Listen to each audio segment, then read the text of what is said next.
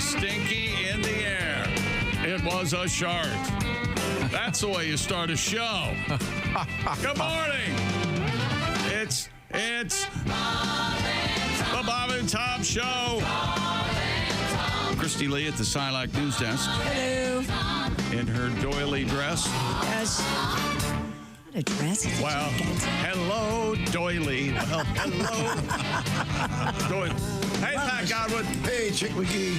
There's Josh Arnold. Chick. He's at the I Hate Steven Singer sidekick chair. There's Ace Cosby. Hey. I'm over here at the Dude Wife Sports Desk. And here's Tom. Well, thank you very much. It's great to be here.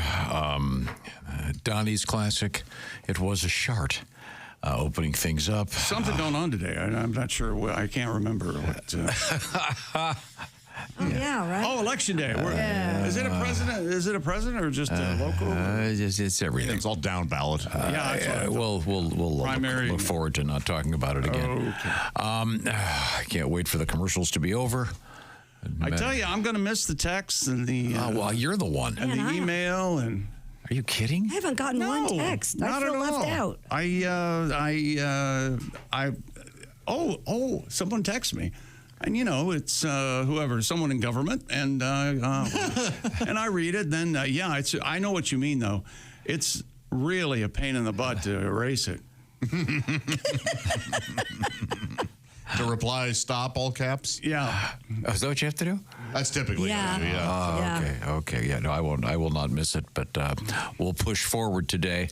A lot going on. First of all, Monday Night Football, come hell or high water. It comes and it goes, and Chick McGee, the pick. I would not have made this pick, but you nailed it. Nothing better than threading the needle, kids. Kansas City Chiefs win in overtime, 30-24. Over the Tampa Bay Buccaneers. I had Tampa plus the points. I hope you did too. So they covered that point spread. So there you go. I believe you said Kansas City would win, but they wouldn't cover the points. That's exactly right. Very good. And of course, I'm sorry, what, Josh? A genius. A true genius. And Tom is upset this morning because. What are you mad about, buddy? Well, statistically, the team that wins overtime is the team that wins the coin toss. Yeah. So they're 100% last night. Yeah. Well, when the other team doesn't get to touch the ball, it seems to me to be unfair. Well, they should have done better But they didn't. I mean, you can't argue with the statistics. I certainly can. So in other words, because a tie game means it's just like it was with the beginning of the game. So they should just be able to start the game, give one team the ball. If they score, the game's over. And they should have practiced the coin toss more. Yeah. I hadn't thought about that. Luck? You think that's luck? Come on. Actually, they did the coin toss. It was Mahomes and Baker Mayfield out at the 50. And he flips the coin in the air, and he goes, call it. Mahomes said heads. And the referee goes, it's heads. And Baker Mayfield looked up at the sky. A massive eye roll. Oh, my God. Yeah, I don't know if he said, oh, my God, but he certainly thought it. So, yeah, Chiefs took the ball right down field, scored a touchdown, game over. Now, if they'd scored a field goal, the other team got a shot? Exactly right. Okay, that's what I thought. But Did you still, know that? Yes, yeah. Okay. But then again, I don't think it's fair. But my way, or the highway, is you flip a coin, give the team the ball, and the first team to score wins. Period. Playoffs, regular season, I don't care. Field goal, I win. Right. Sudden death. That's the way Bronco Nagurski and Jerry Kramer would have it. Sure. I like sudden death, too. Sudden death. Unfair. Vince Lombardi and George Halas. I don't know if you've realized this yet, but life is not fair, Tom. Well, okay, well. You know, George Halas would have called you a Nancy boy. He would have gotten right in your face. Said, this is football, mister. Okay. Yeah. Yeah, and how much money did he have on the team that won the coin toss? And Lombardi would have told you, you know, football is not a contact sport. It's a collision sport. Wait, that's the truth. Yeah. All right. So your brain gets a little, you know, pudding like. Okay. All right. Okay. All right. Well, we'll move forward here. What else is happening? Are we going to get a little preview of sports right now? I've already, the Chiefs won the playoff. Dallas Cowboys quarterback Dak Prescott is going to miss significant time with that hamstring injury. Oh. That sigh of relief you heard was all of his teammates going, man, well, at least we get somebody to come in here and quarterback a team to victory. That'd be nice. That'd be nice. The New Orleans Saints, we had a coach firing. Already? Can anyone, and I know you can't because I didn't remember he was still head coach at New Orleans, but can anyone name the head coach of the New Orleans Saints? Nope. No. Bronco Nagurski? Bobby Allen. Don Hudson? Crazy Legs. No, it's Dennis Crazy Legs Allen. Dennis Allen. Oh. They call him the great motivator. I guess. I don't know. So there you go. He got fired. Coming up, by the way, today it'll be a Costaki Economopoulos, comedian and our NFL correspondent. General manager came in and said, Dennis, you're fired. And he said, can do, boss. He got out. All right. I didn't even know I still worked here. And Tay-Tay last night was at Arrowhead. We'll talk about it. Boy, she's tall. Yeah. Is she really? Tall lady. Yeah. I'm going to say, she's I'll drink of water. She's 6.5 feet. And the Eras tour is over. Well, and then, they still have Canadian dates, but yeah. Oh, they do? Oh, I yeah. thought this was it. There are a few Canadian You dates. still got time for Canada. No thanks. Fly No Canada. thanks. Your girls know that she's in Canada. Maybe they could ride their ponies to Canada. I don't have ponies. And we'll see Taylor. Coming up, be careful what you buy at the store. It might not be what you think it is. It could be a snake. No, it could be I something. went in for a 6-pack of Pepsi and I got this steak. Eating beaver. Illegal I'm down. Okay, when they in a certain state. outlaw eating beaver, they can have my pry it from my cold Sticky. sticky donut, please. Coming up, we have eating beaver. Also, this is really interesting. The it's kind of become a standard joke. Certainly among open micers about the McDonald's ice cream machines never working. There's an app. Well, there's an app that tells you which ones are functioning, but that's all because of a very obscure law that they can't be fixed. It's kind of complicated, and a lot of farmers are aware of this. It involves software patents, but guess what? What? There's a new law that may make your favorite McDonald's have a functional ice cream machine in the next few weeks, so you can certainly look forward to that. Also, we have a good excuse to hear some of Pat's best stuff today, including his great song, First Date. I'm very excited about that. Girl with... Oh, sorry. Did I ever tell you the story about my girlfriend's first date? No. I threatened to. Well, she said I could tell it, so I'm going to tell it later. Okay. It's that sounds fun. staggering. Is it as good as the one in the news? It's on a different level. Okay. This is based on a true story circulating right now about what happened on somebody's first date. That doesn't have anything to do with Pat, though, right? No. No. Although there's kind of a reference to that in the song, I guess, in an oblique manner. Right now, we all want to tell you about Mr. McGee's discovery many years ago of something called Simply Safe. Simply Safe, the do-it-yourself home security system, or you can have a technician install it for you, but I installed it, so what does that tell you? And right now, check out this deal.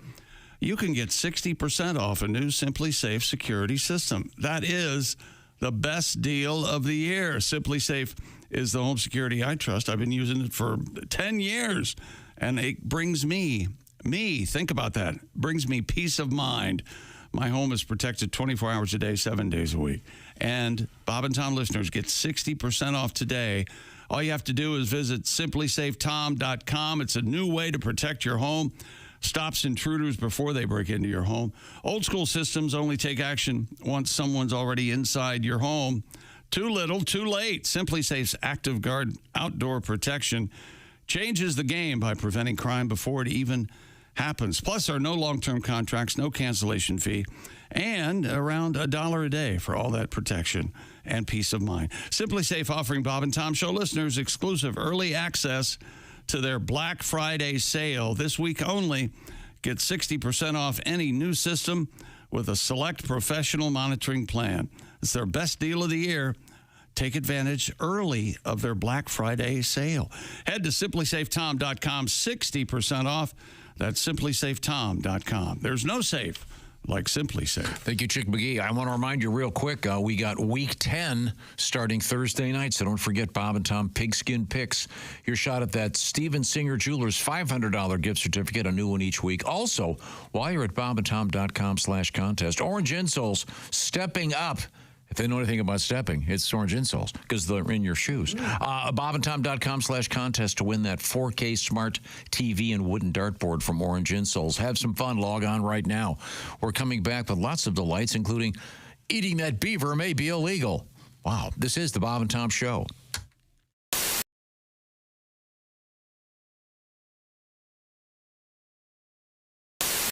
All right, where's my big bowl? Hey Josh, new Orange Insoles are in with that deep heel cup. You should see how deep this heel cup is. Deep heel cup, you say?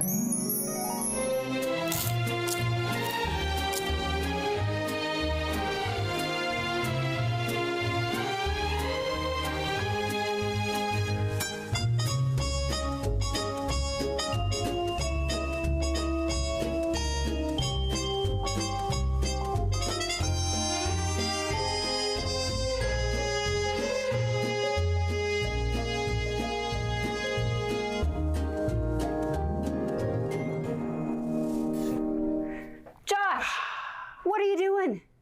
Deep heel cup. They're for your shoes. Gah. My shoes, you say? Orange insoles come with a deep heel cup and arch support to provide everything you need to keep up with your everyday activities. Orange insoles are great if you work on your feet all day, simply taking on the world. Orange insoles will help you feel better and do more, guaranteed. Get your orange insoles today and step into a world of comfort. OrangeInsoles.com. By the way, Tim is ghostly white, as if he's never seen the sun. Whoa. You two look like you brothers. two are in the same clear club. What are you talking about? Literally, you guys are Actually, You know what? I think there's a Kavanaugh in your wood pile. I think you're right. Oh, There one was. gen- no, my grandmother's a Kavanaugh. I Is that right? guarantee Yeah. these two are related. Yep. No, it's scary. Tim looks more like my brother than I do, which is weird. Oh, yeah, absolutely. Okay, now, Tim, Brother, so a very handsome man. Oh, God. he is, fortunately. Lucky for him. So you're gonna try some of this shrimp cocktail. You've never had this before, I Tim? love shrimp cocktail. You do? I love it. So Okay. like one of my favorite things. Where are you well, on? let's- Where are you on spicy things? Let me say that I went to Applebee's last night and I got the boneless wings because, again, that's the way I roll. And they said, "What sauce I do you have want?" someone take the bones out for me. That's how important I am. That's exactly Can I right. have these deboned? I know please? it's surprising, a man in my Yes, station of life. Now, Tim, I'm going to eat one of these just so you know it can be done. Okay. Well, you have hardly any sauce on that. Yeah. Quiet. Pussy. I'm gonna do it with a lot of sauce. Load it up. Tim. Come on, load it up, Tim. Very good. Fine. That's It's fine. not gonna be pretty. That's fine. Okay. All right. Go for it. Come Whole on. thing. All the way in. Cram it in there. Well, not the whole thing. Oh, my God. How you doing over there? Sweet baby. He's getting, You're look how turning red. Look how red his cheeks are already. Now he's taking his glasses off. Oh, my God. Steam's going to be coming out of his ears like in a cartoon. It shoots right to the top of your head. And if you have some sort of sinus problem, it clears Yeah. it right out. Isn't that delightful? You can talk It's anytime delicious, you're ready.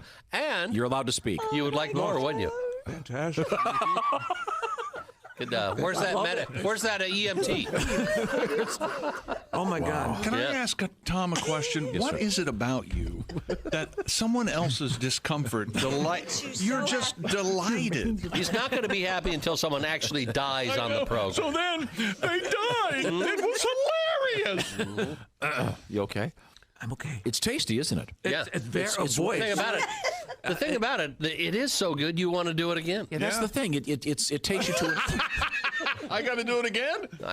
I take that back. Oh, It's so no. good You have to do it again. Oh, no. Is he going to do it really again? load it up. Team Dip, Really load it up now. Load it up. Joey would have already gone through 2 pounds of this. I know. Yeah. You're an amateur. Oh. You got to zone out. This Yeah, isn't go going, like not this. going to get Close any your eyes and easier, swallow Timmy. Zone it out. Oh, he's going to sit there. Look at the veins pop out.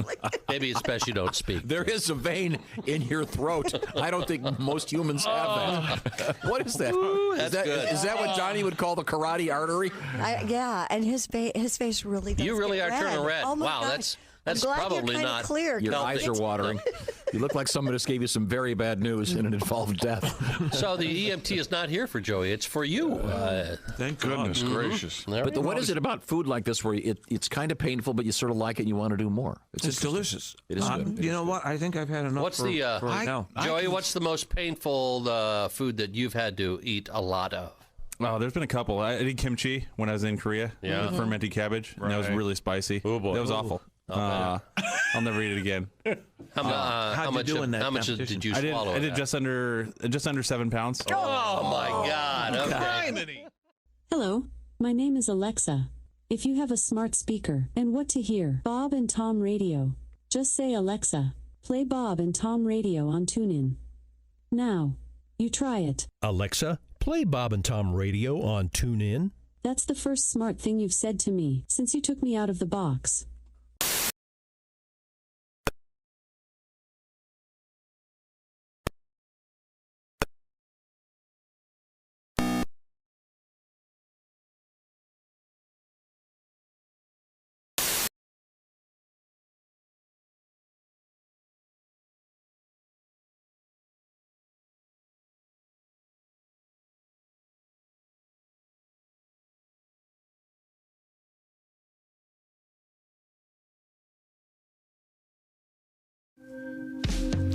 Welcome back to the Bob and Tom Show. Hello, hello, hello. 2 for Tuesday. No, it's not. Does that mean we get 2 Ace Cosby jokes? Did you just say that? Oh, yeah. It sure does. Hot dog. I'm a company man. 2 every hour. What happened overnight? How about that? What do you think? Well, I say let's just do it right now. We need a palate cleanser, and what better a palate cleanser than? Who's that sexy man with a deep voice? Ace Cosby. Here he is with his joke of the day. Hey, Chick. Yes, Ace. What's small, furry, and smells like bacon? Small, furry, and smells like bacon. I don't know what, Ace. A hamster. A ham. Oh, you could also go guinea pig. You could. Hamsters are smaller, though. But Kermit's finger? a guinea pig's more likely to smell like bacon. A hamster is more likely to smell like ham. Yeah, but that's just sitting there. Ham is. What is this? Is this the kind of boring political analysis we're going to be getting on television tonight about a joke? Well, the ham, the pig, the bird, the eggs. What about Kermit's finger? You could say it smells like pork. That's what I'd go with. Yeah. A hamster. Are you ready for Steve Kornacki last night? He's going to catch the nation by storm again. He's going to go over there to the big board, the country map, and they'll tell you how the road to victory is what he's going to do. I'll miss it. He'll be doing it. Sorry. I think you'll be doing it tomorrow morning about this got all the tools. and then maybe all week long. This may take a while. In the meantime, we have a variety of things coming up.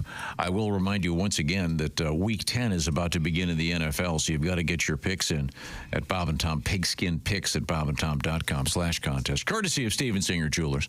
But right now, we have to review some of the things that we learned yesterday. Right now, we have to review some of the things we learned yesterday.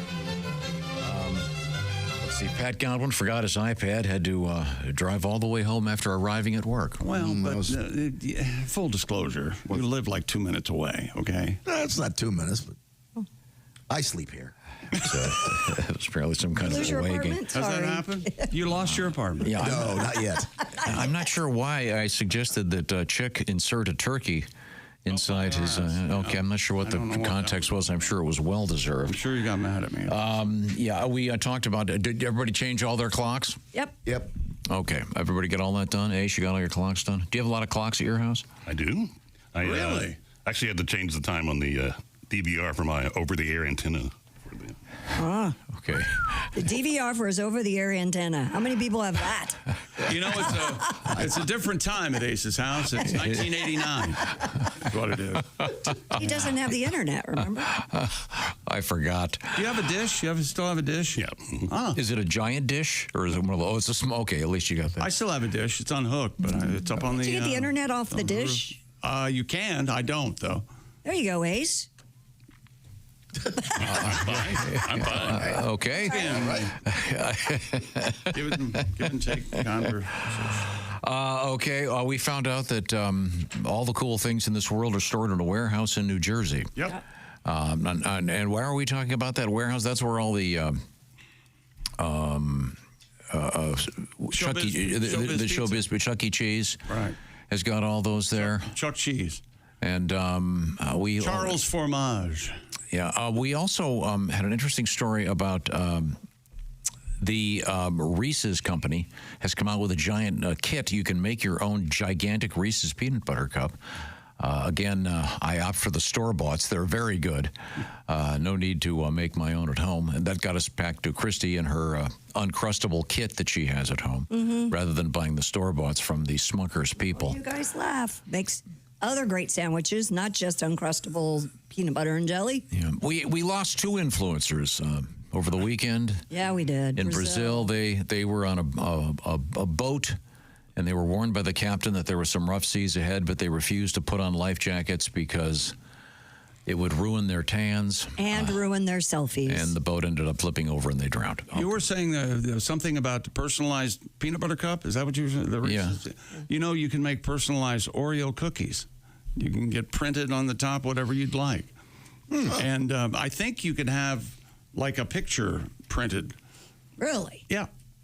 That's interesting. Like, you know, like a birthday cake, you do that. I've seen the birthday cakes with a photograph. I've never seen the Oreo. Isn't it more of a bas-relief kind of sculpture of a certain depth? An etching almost. Yeah. That I'm not aware of. We found out the word of the year, according to the dictionary that I've never heard of, called the Collins Dictionary, is brat. That was a big thing over the summer. It's a brat summer. Yeah. As opposed to what did you think of it, Tom? What is it? Ski-bitty toilet? What was? Remember the talking toilets? Oh, yeah. That would have been a better word of the year. Oh, what happened to the talking toilet? Oh, they're still out there. We found out that animals consume more alcohol than thought. We thought apparently because of rotting fruit. So if your dog is acting drunk or your monkey, that's probably what it is. Let's see. We have coming up in the news today something really interesting about baseball. And this is for you, Josh. It's a story about the mud on baseballs. Oh, yeah. Are you aware of that whole thing? Yeah, it's a special mud. Yes, that all the baseballs. Yeah. They all are used. The same mud is used on all of them. And it's wait till you find out where it comes from. This is a big story, huh? Well, I mean, it's a relatively big story. It's not even baseball season. The baseball season just ended. We're kind of celebrating. You even missed baseball season with this story. Okay. I'll get back to yesterday. South Jersey is that's the excited about part of the story. Perhaps you'd prepare to pontificate on any topic you'd like. There were researchers. Oh, never mind. The Trevi Fountain is undergoing maintenance in Rome. If you go there, you can't throw 3 coins in the fountain. They have kind of a bathtub out front, so you can go make your wishes there. And Christy, what's the point of wishing at that fountain? Because if you throw a coin in the fountain, you will ensure your return trip to Rome. And of course, that gave us an opportunity to play a little bit of 3 coins in the fountain. We determined the Al Martino version. You don't think it's as good as the Sinatra version? No, you need to take that back. You need to apologize. Because no one thinks Al Martino sings better than Frank Sinatra. Not better, just a different, nice. Well, Frank Sinatra is better all the way around, and however you measure it. Okay, well, there we go. We had another guy doing a GPS penis drawing. This time, instead of being in an aircraft, he was doing it while running. And he had a sexy picture to go with it, too. Yeah, it was rather bloody looking and unpleasant. What? I thought. Not the man. No. The chick is saying the man looked, he was doing a sexy pose in his Union Jack. Oh, yeah, that's right. He had the Union Jack underwear on, a Union Jack Speedo. And chick, you said if you had one of those, you would wear it. He looks hot, yeah. We had an odd story about an elderly man who had a set of nunchucks with him, and it was handy because he was attacked by another old guy wielding a rusty machete. Yes. In Ohio. Of all places. In Youngstown. I don't know exactly. I said, have you seen Bruce Lee playing ping pong with nunchucks against two guys with paddles? And Tom said, that's not real, is it? You've seen Forrest Gump. I don't know. It's amazing. If it is real. It is amazing. And real. That really is. Oh, yeah. Yes. Man. That's how good he was. Wow. They couldn't fake it back in the late 60s. He showed us the video. There's no way that was fake. You can fake anything, especially lately. Let's see, what else? Finally, in the news, we had, let's see, clocks in my Tazak. Oh, this was fun. Decoy. Decoy is Shohei Ohtani. Hey, Ohtani. That's his dog. He was part of the L.A. Dodgers parade celebration just the other day. So that concludes baseball, and we can segue into our great story about baseballs, which I thought was fascinating. Did you know this? Yes. And so we're not talking about... do your show. You do. We're not talking about the NFL or the overtime game last night or Taylor Swift. We just finished talking about that. At Arrowhead. Let me tell you how radio works. Okay, tell me again. Tuned in. No. It was an overtime, and only one team got to touch the ball. And Researchers unfair. at the University of Pennsylvania, Penn, have discovered that the special mud rubbed onto all... Now, wait a minute. Is this is an actual, real, verified story? You'll hear why I'm asking. Researchers at the University of Pennsylvania have discovered that the special mud rubbed onto all Major League Baseballs has what they term magical properties. What do you mean magical properties? Keep reading. What do they say about them? When it's in quotes, they're just trying to say that it's a very special mud and it only comes from one place in the universe. Yeah, it's always been from one spot. The famed magic mud has been harvested for generations by the Bentliff family. Bentliff! Get in here!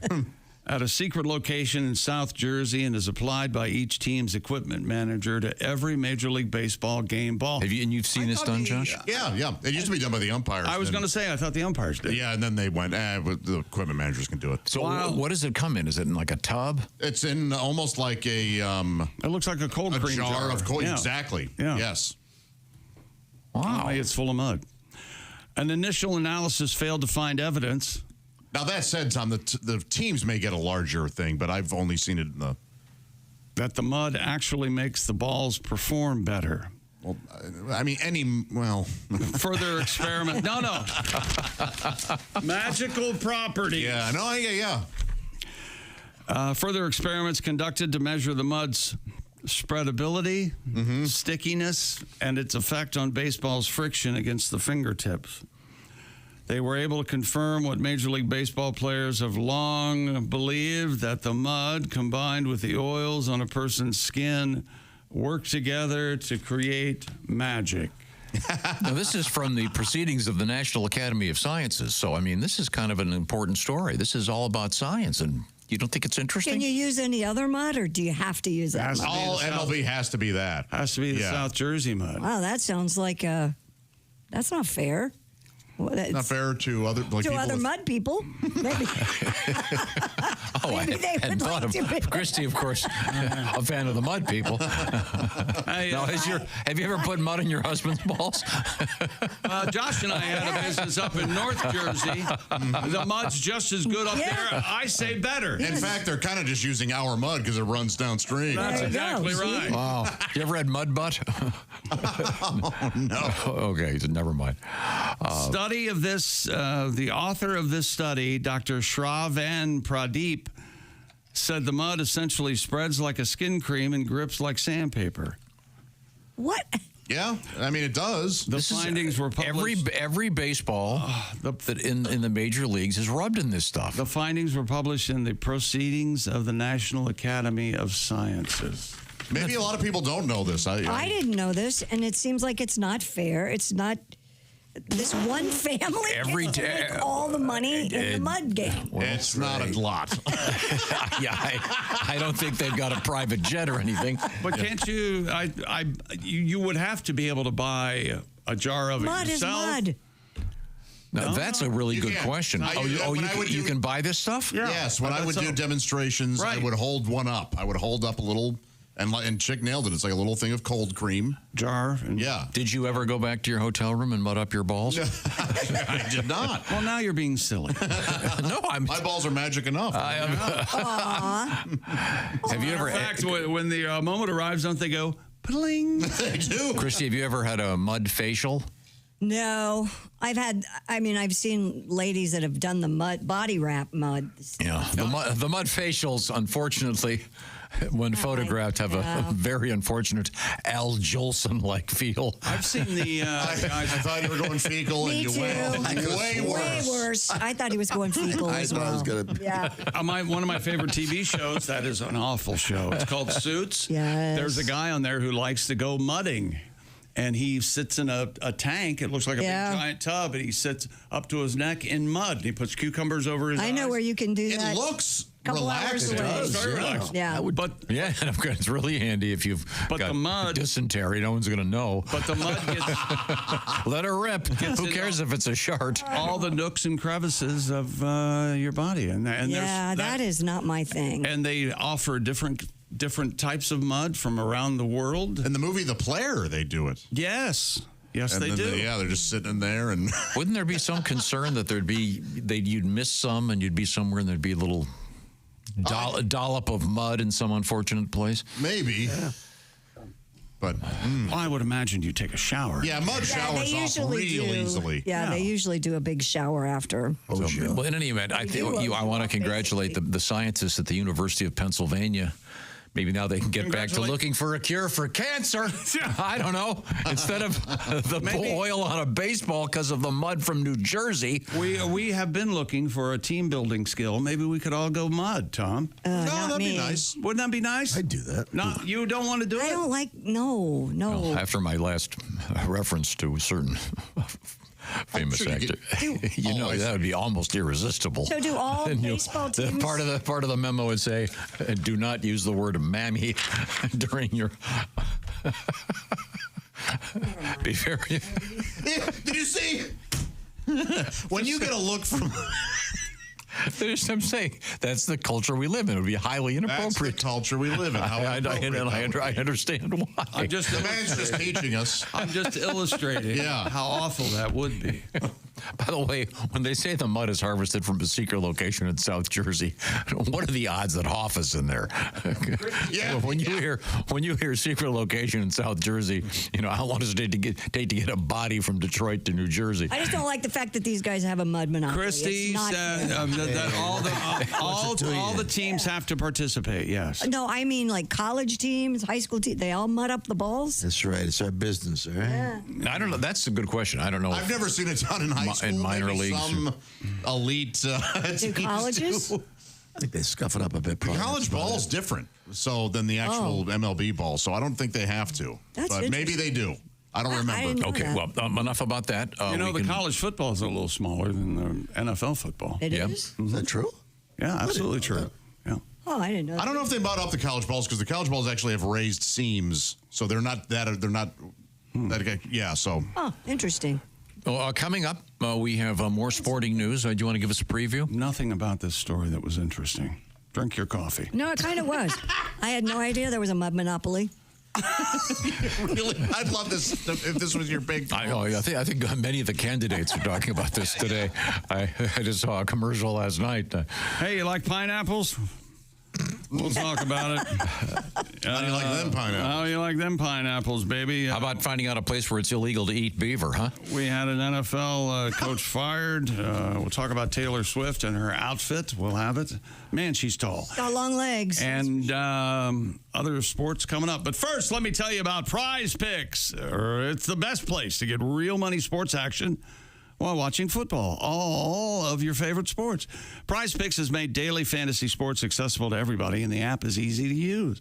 Just pick 2 or more players across any sport, then pick more or less on the projection, and you could win up to 100 times your money. It's so easy. Just decide more or less on each player's specific projection. For example, decide if Patrick Mahomes will have more or less than 1.5 passing touchdowns. You can mix and match your picks across football, basketball, hockey, and more to create your lineup. And Prize Picks even invented Flex Play. You can still cash out even if one of your picks doesn't hit. Check out prizepicks.com or just download the Prize Picks app today and use the code TOM and get a $50 credit instantly when you play $5. That's code TOM on Prize Picks. Get $50 credit instantly when you play $5. You don't even need to win to receive the $50 bonus. It's guaranteed. Prize Picks, run your game. Must be present in certain states where it's lawful to wager. Visit prizepicks.com for restrictions and details. Thank you very much. Don't forget, speaking of picks, we got the Bob and Tom Pigskin Picks up and running. Go to bobandtom.com/contest. Coming right back. This is the Bob and Tom Show.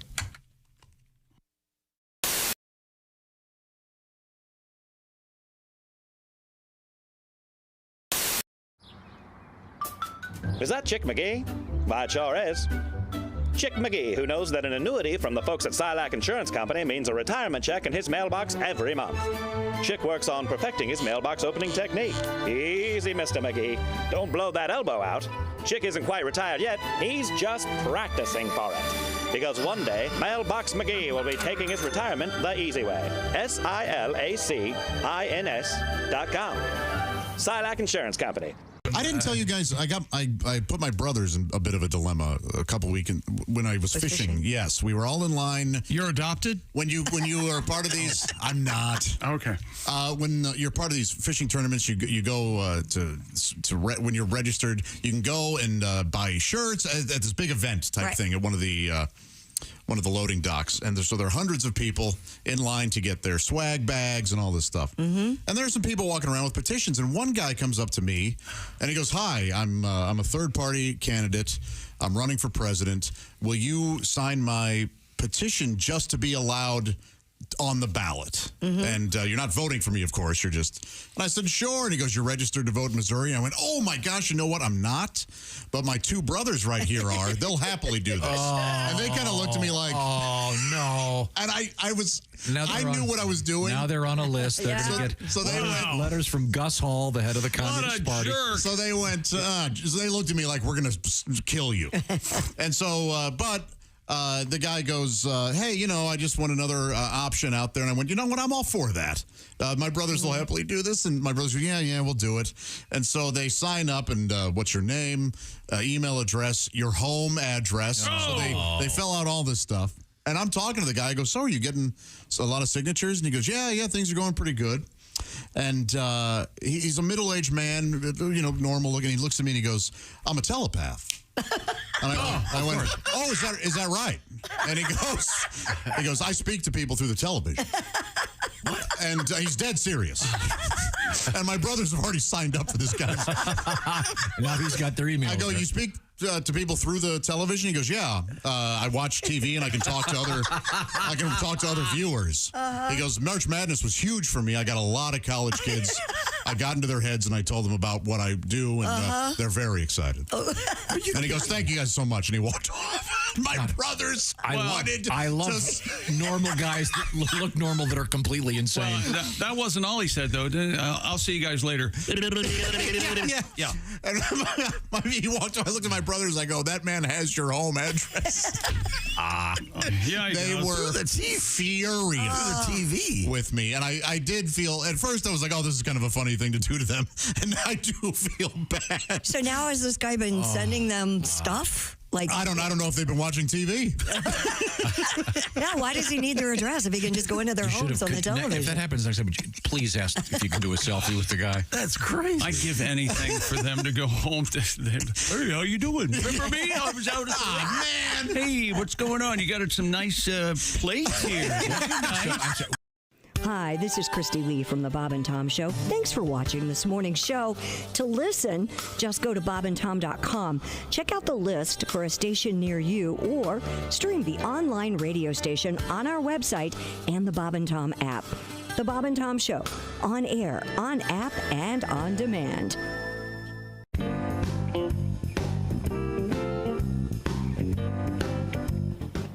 Wouldn't you like to know what Chick McGee does while commercials are playing? I sure during the would. Bob and Tom Show? Walk this way. Okay. Here you go. You're going into the restroom. Well, now this happens sometimes. Sometimes you have to do quick decision making. It's locked. Right? Normally, everyone who works here knows that they shouldn't be in the bathroom when we're in commercials. Of course. Because I might have to use the bathroom. Number and one. I can't use the bathroom any other time than when we're in commercials. Number one or number two? I'd rather not say.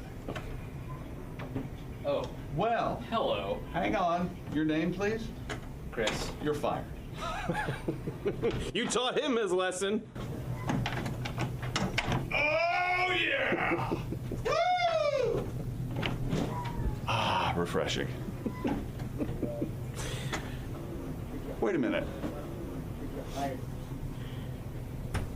Did I fire him? Yeah.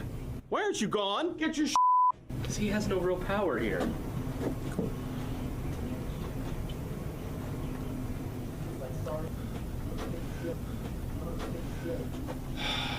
I knew I had no power, but it still hurts when I hear it out loud. Wait a minute. What? What? Okay, we have, I'm not sure exactly what's happening. Could you focus on the big screen? Oh, my goodness. gracious. Hey guys, it's some bitch Ed's out this week. He's at the National Toilet Festival in San Francisco. Oh, yeah. So no Ed Septic? No Ed, it's me, Turd Wrench Tina. Hi, Tina. Is that right? Yeah, Okay. he's out there in San Francisco for the Toilet Festival. Did you guys know that's where the Golden Gate Bridge is? No. I think it's the Golden Gate. Oh, my bad. Yeah, okay. If you didn't know, Ed is my stepbrother once removed, and the once removed part comes from the time that Meemaw found us behind the shed and had to get the hose out to separate us. I see. Yeah, that was the last time we played pipes and drains again. Oh, I bet, yeah. It was the last time I played with pipes at all. Turns out that the flapper valve is more my speed. Oh, really? Who knew? Yeah. So basically, unlike that sumbitch Ed, I'm gonna fix your pipes and bang your wife. A small upcharge. I'll send you one of those cell phone videos when I get on back up to the shop. Oh, nice. That's All right. exciting. I'm gonna let you guys get back to it. Thanks, Tina. Thank you. Third wrench Tina. Third wrench Tina. Wow. All right. How about that? Good to know.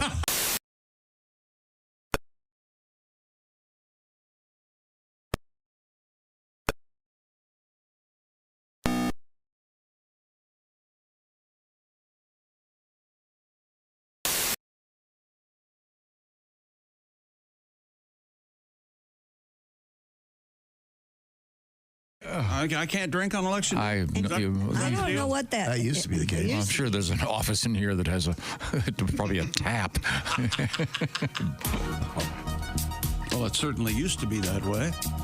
Hi, we're talking about the way it used to be. Here at the Bob and Tom Show. You mean at Ace's house where he has to change the clock in his VC? What was it on your VCR? What was it? DVR. Your DVR? Okay. I still use DVR too, Ace. I love it. Millions of people do. That's great. Millions. Do you think it's millions, really? Well, you've got a DVR on your YouTube. Yeah, but I never see it. It's off in a cloud somewhere. I see. Yeah. It's up with Jesus.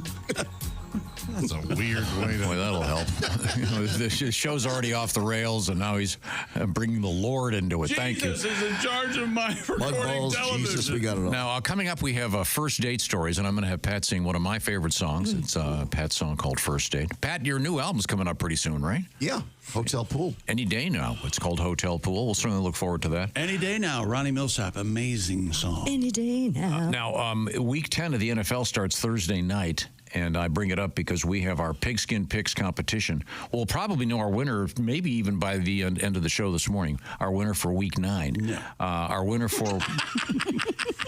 It'll be tomorrow. How do you know? Because it always is. Because it always is. Anecdotal research. Now, last week it came in like at After we were 15. off the air. Well, I mean, if they did get their asses in gear, we'd have it earlier. The point is, you could be our winner for Week 10. Go to bobandtom.com/contest. Just pick the winners in the NFL. You think he knows he made somebody cry just now? Terry Black from Bakersfield, California, was our winner last week. Man, I don't care. And they get to pick against Chick McGee, and I believe Mr. Black outshone Mr. McGee with his picks this past weekend. I believe he had a couple that you didn't and was victorious. So, what are you on the season? Just all around better than me. 46-39. A robust 7 games above 500. Quite good. Against the spread, that's very healthy. Yes, I'm making money. You're in the money. That's fine. Nobody's looking for me to break my appendages. Nobody. Okay. Once again, it's bobandtom.com/contest. While you're there, check out the Orange Insoles contest to win that 4K smart TV and a nice wooden dartboard from Orange Insoles. Oh, you broke your shoulder, right? No, I broke a bone in my. I shattered a bone in my right arm. Why do you ask? If you ask somebody if they broke a bone, what do they say? Yes or no? Correct? Mm-hmm. No, that was inaccurate. I didn't break my shoulder. Well, what? I mean, if someone have you ever broken a bone? Many. Other than your, other than what you did with you. Hi, welcome to a conversation with Chick and Tom. Did you? I've broken a couple of fingers. You have? Yeah. How'd you break a finger? Softball. Did she cross her legs? Woo! I'm sorry. I saw online yesterday, it was an old clip of Siskel and Ebert trying to do a promo. I've seen it. I love that. And I wanted to post it saying, I swear this is Chick and Tom trying to record a commercial. Oh, they are so good. It's the same exact scenario. So what is your point? I shattered a bone in my arm. Siskel and Ebert are trying to do this promo. You'd love this. And they both realize that they can't get away from the other one. They have had it with each other. They hate each other so much. If you didn't screw it up. They're both making mistakes and they're just not letting the other slide. They're professionally and monetarily tied together. No one wants to hear just Siskel. Oh, that's funny. You didn't screw it up. And then your point is what? I've forgotten my point. You asked me if I had broken my shoulder, and I said no. I broke my arm. I broke my foot and my ring finger on my left hand. Oh, your ring? What did the guy cross his ass? Cross his ass. You know, I love the way you polish things. I didn't have time to really get a good tag on that. Anyone want to help? Yeah, I broke my leg and I broke my foot. Remember? You broke your foot on the way to Italy. Yeah, and I broke my leg in Italy. And Pat, you broke your back. Yeah, pars fracture. Broke my hand here in football. My heel in 3 places. Hairline fracture of the neck.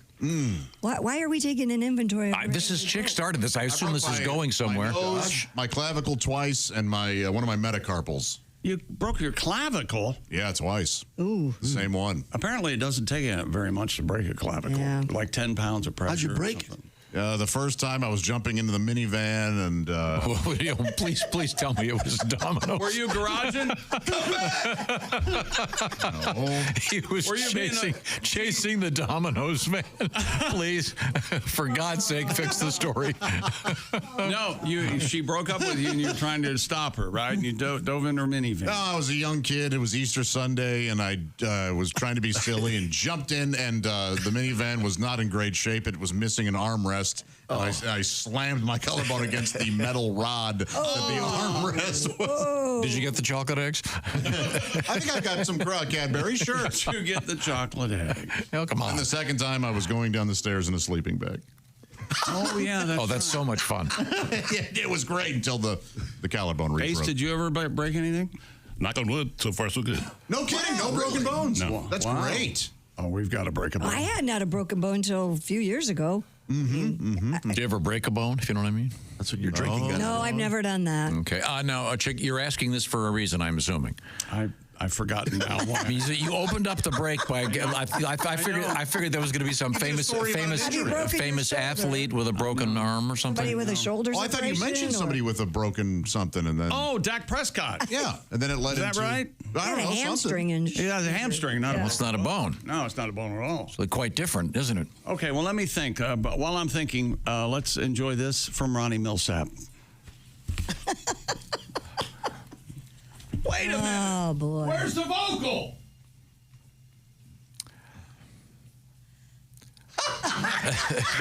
That's the part he gave you? Yeah, well, it only says 9 seconds over here. Ronnie, known primarily for his singing, although that was a nice piano roll. I am known primarily for being blind. Well, I thought he was a fine artist, happened to be blind, and there's no need to dwell on that. Is he still out there? I don't know. He's out there wandering around somewhere. Traffic and weather together. I'm going to hit you with Ronnie Milsap. I played this when we. Yeah, were in Ronnie's still around, 81 years old. Used to say. Oh, this guy can't sing. Why are we playing this? Because it's beautiful. On your way. I don't. Once again, he said Ronnie Milsap sounds like if James Taylor hunted. Yeah, a little bit. He sounds like he has a really lovely voice like James Taylor with a bit of a country twang. I like He's that. a great singer. Great description. And again, why are we playing this? Did he break a bone? Is any of this going to tie together at all? I forgot. No. I don't know why. Coming up, fascinating story about the McDonald's ice cream machines and why they're going to suddenly start getting fixed. It was Christy's idea to play Ronnie Milsap. Didn't you say something about Ronnie Milsap? You did. You did. Because somebody said any day and now. Then you said any You day. said, "Oh, Ronnie Milsap, he had a great song called Any Day Now." I sure do. Are we going to suffer through this again? I mean, no. This show has to be sponsored by an Alzheimer's charity. I can't remember. We talked about this before. Back in the day, there was a very unfortunate popular movement in the early 80s to have your initials in the bottom of your glasses. Did your parents have that, Josh? No. Yeah, you'd have like J.A. right here in the bottom of your glasses in little letters. Rhinestones. And then Ronnie Milsap had R.M. in huge letters covering the entire lens of either eye because, hey, what's the difference? He's blind. Yeah. It kind of pre-Elton John'd it. I worked with a news lady in Williamson, West Virginia, and her name was Diana Epling, and she had a D.E. in the corner of her glasses. Oh, I wanted those so badly. My mom wouldn't spring for the money. God, I hope she's listening. Who the hell knows me? What chick knows me? And the worst fashion of all time when they had the side bars and the glasses went to the bottom. Yeah. My mother had those. That was a bad look. They would fly off when she'd start punching. Could you flip them around if they were bifocals? You could. Okay, enough my of ears that. would ring, and I heard Ronnie Milsap. That's why I wanted to play Ronnie Milsap. Okay, coming up we have Would You Eat Black Hair? No, but I'll eat a blonde hair. What are you talking about? You'll see. It's a big thing now in China. And you want to meet some llamas, we'll go to the airport. And once again, you know what nuisance beaver is? I got a couple guesses. Yeah, Chick can count them for you. And you can't eat it. We'll find out why. This is the Bob and Tom Show.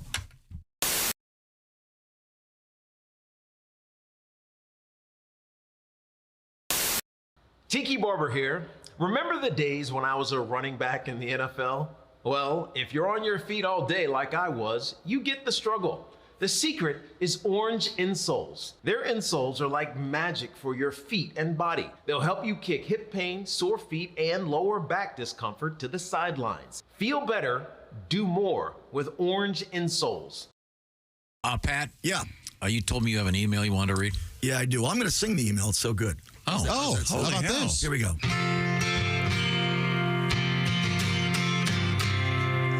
Got an email from Todd. Love your songs, Pat. Love Bob and Tom. I listen every day. You know that Tom Petty song he calls Free Fallin'? Well, I have an idea. You could write a song about a guy who goes commando. Instead of singing Free Fallin', sing this Patty G. The guy's free.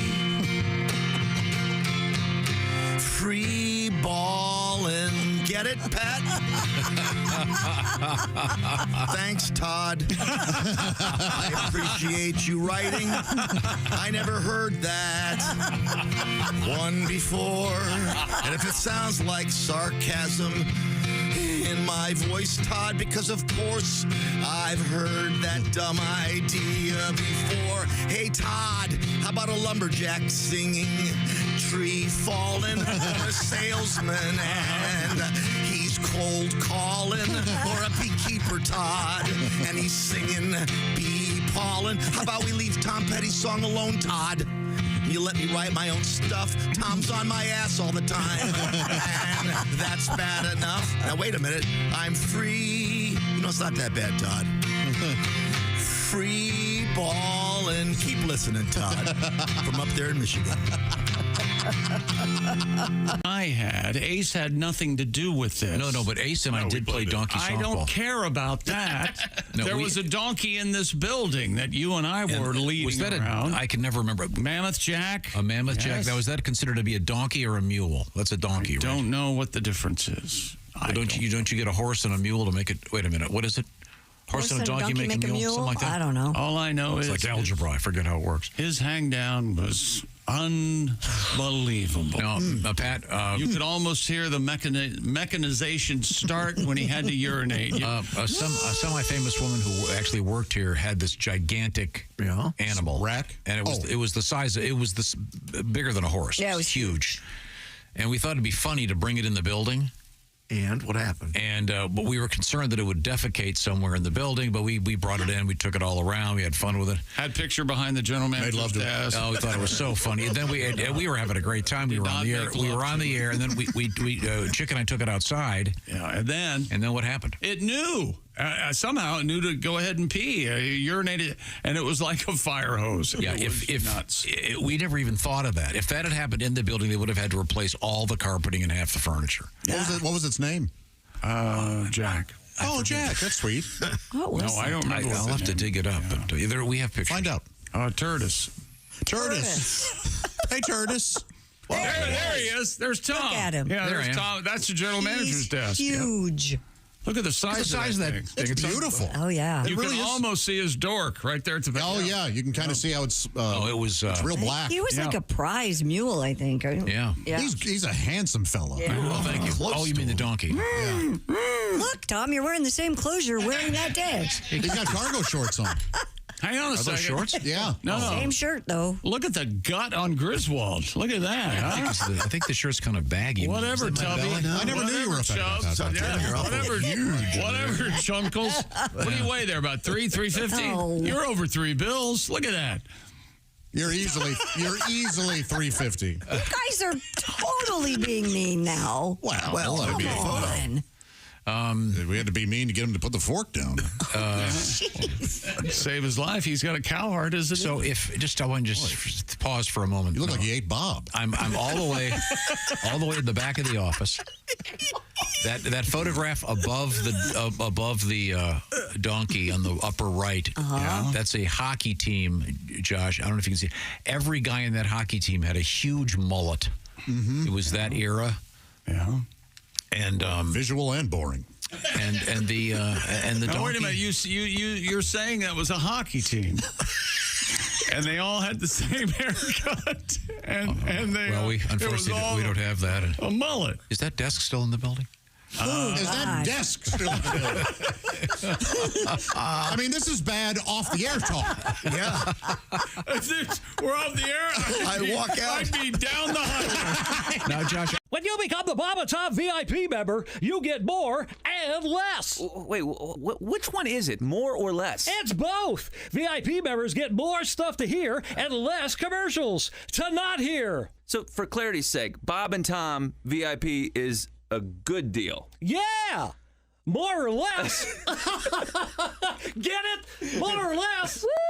Party! Oh, okay, let's settle down. Because now, here's where I tell you how to become a Bob and Tom VIP.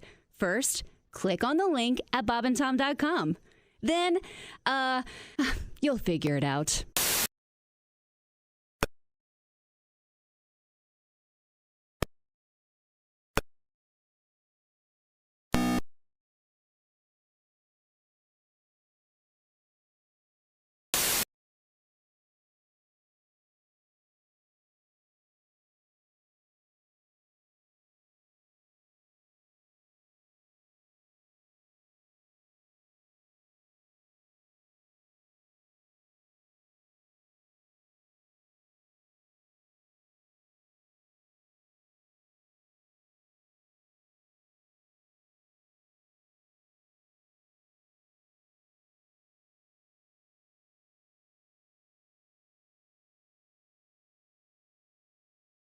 Bonham's Led Zeppelin evening at the Old National Center. That's going to be around the corner Tuesday, November 19th. That is back on. So it'll be tremendous. Oh my gosh. I loved it. Put down the sugar packet. No kidding. I thought that was in my headphones. Just look, her hasn't been in here for 1 second since she started yelling at you. Dick, what are you doing? I'm sorry, I'm busy. What's happening? I'm just shaving my sweater. Oh.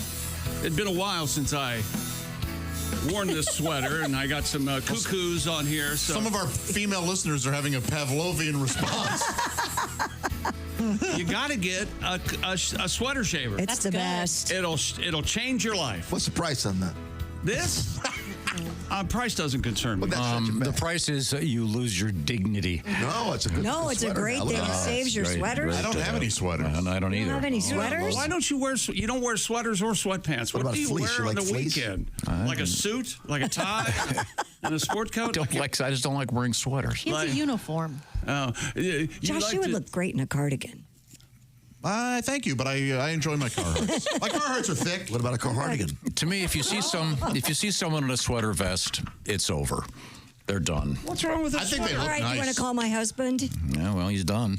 He's not done. I think they look good, man. He I looks know. great in his sweater Your vest. husband is very well dressed. Thank you. Here's what we'll do. We'll put masks on, like ski masks, and go over and beat up Christy's husband. Oh my God! And he'll never know it's us. I think he's tough. You think so? Well, Yeah, that's why man. I just said all four of us. Maybe Ace. He's a bruiser. What are you doing? Just because he dresses well, you want to beat him up? Desperately trying to have fun with you in the room. I'd like to get Jess and Christy's opinions on vests overall. I am very pro vest. I am too. Whenever if I'm in a wedding and there's a vest instead of a cummerbund, I love that. Well, the way things are going, Chick's going to need a bulletproof one if we're going to get through this show. I have a vest for you that I gifted someone, but they died and didn't get to wear it. So do you want it? I would love that dead man's vest. He didn't bury him in it? No, he didn't. No, but it's a Carhartt vest. Oh, great. And it's like that color green. I'd love it. Okay. Yeah, it's obviously cursed. Other than that, feel free to put it on. It was I'm already a goner. dead man's party, a dead man's vest. Party. I love Oingo Boingos. Oingo Boingo. Dead man's party. I play it every Halloween. A dead man's party.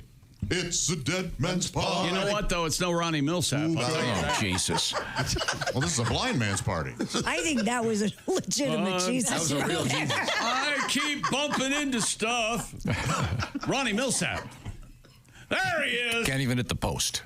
Hit the post. You missed it. The post. No, you say, look out for that. Yeah. Be careful. You're walking into traffic. I thought Ronnie Milsap was country. Kinda. He is. Yeah. That's a country hit. Actually, kind of, sort of. Ronnie Milsap, correct me if I'm wrong, and I'm sure you will, Tommy. He kind of started the newish country where it wasn't country anymore. It was kind of, if you will, adult contemporary. Yeah, Right. that's what that sounded like. He's a very good singer. He was one of those, the first A little less twangy. Yeah. But like I said, he sounds like if James Taylor could skin a buck. Okay. That's what he sounds like. in the garage, put it up on hooks with their little hoofs. Oh, See, now you got a blind guy skinning a hog. I'm sure it can be done, but Ronnie, is a deer. Ronnie, you're trying to skin the dartboard. Over here, Ronnie. Ronnie, that's a coat. I thought it seemed furry. That was Ronnie. Coming up, we have three stories about furriness. Oh, okay. In the news. What about the beaver story? I'm kind of anxious to hear. You haven't done any sports. I don't. That's okay. Let's hear the beaver story. Yeah, let's not get caught up in me doing anything. All right, let me find what. That's right. Minnesota lawmakers are making it illegal for people to eat so-called nuisance beavers. You can't eat those here in Minnesota. Now, Chick, you ever had a nuisance beaver? I'm going to say at least 3 of them. Okay. Yes. Okay. Now continue, please. According to the Minnesota Star Tribune, the state opened its beaver trapping season over the weekend, 5 months after eating beaver was made illegal. There remains, however, some confusion as to why the beaver provision was added to the Minnesota statutes.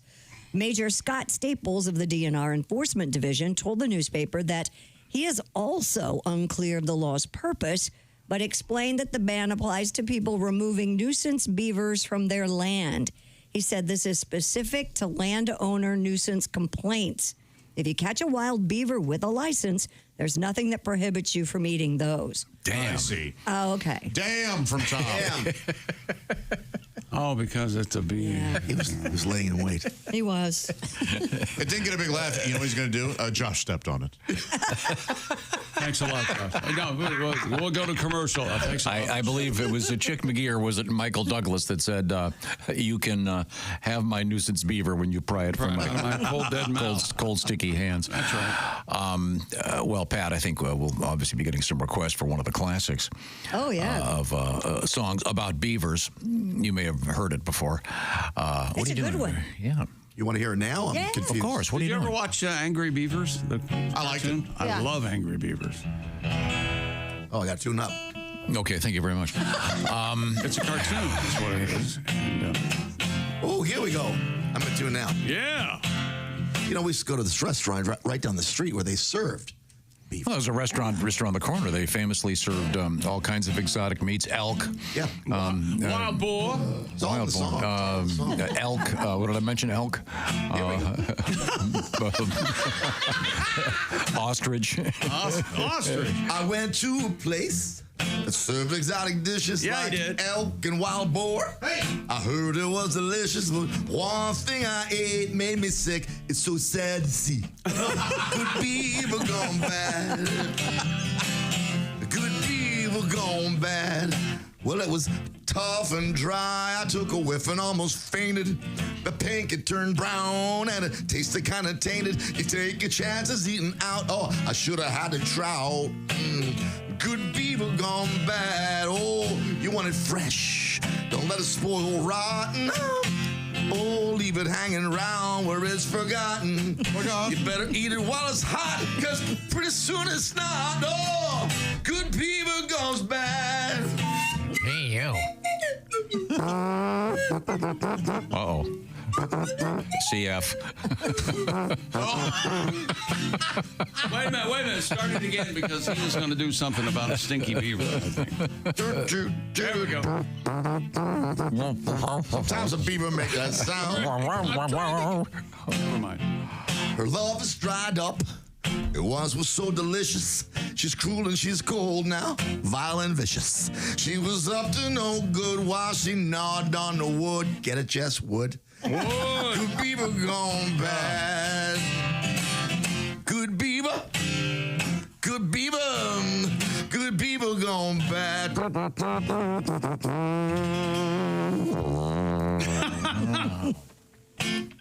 Illegal to eat it. Once again, Nuisance beaver. Can't eat that nuisance beaver. Nope, not Sorry. in Minnesota. They want that license money. Oh, sorry, honey, I can't eat that. It's the law. What's a beaver hunting license run you? I don't know. That's a fair question. I don't know. $100. I'll look it up. What's a fishing license in Minnesota cost? How about Missouri? Jesus, Yeah, 40, 50 bucks. I know what it is here. Hey, everybody. Christy's upset. I'm asking questions during the news. Yeah. I don't think they're relevant to much of anything.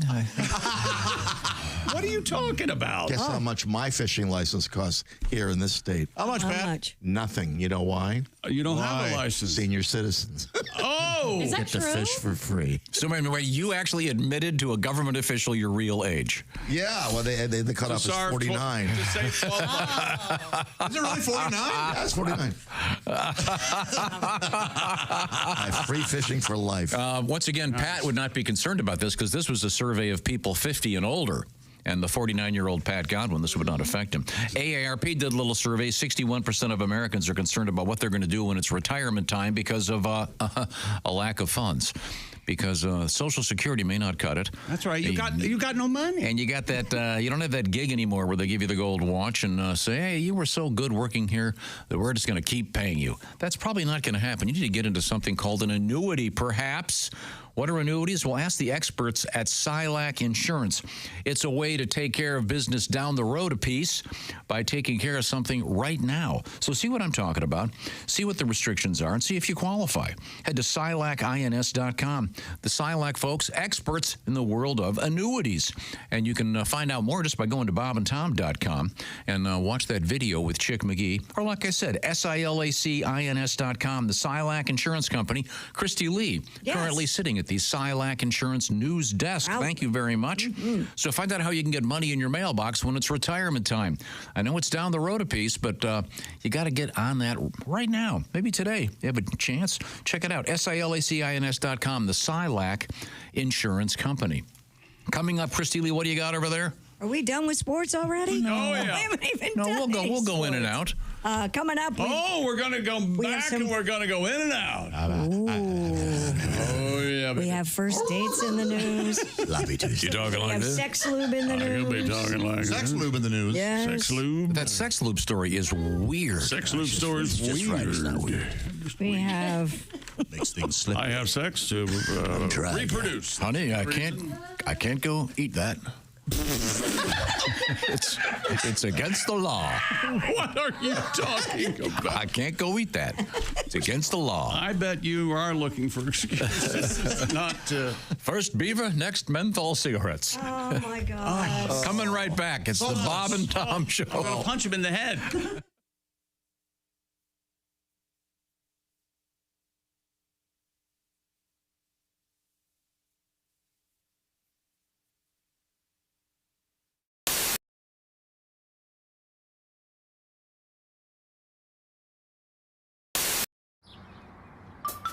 Is that Chick McGee? Why, it sure is. Chick McGee, who knows that an annuity from the folks at Silac Insurance Company means a retirement check in his mailbox every month. Chick works on perfecting his mailbox opening technique. Easy, Mr. McGee. Don't blow that elbow out. Chick isn't quite retired yet. He's just practicing for it. Because one day, Mailbox McGee will be taking his retirement the easy way. SILACINS.com. Silac Insurance Company.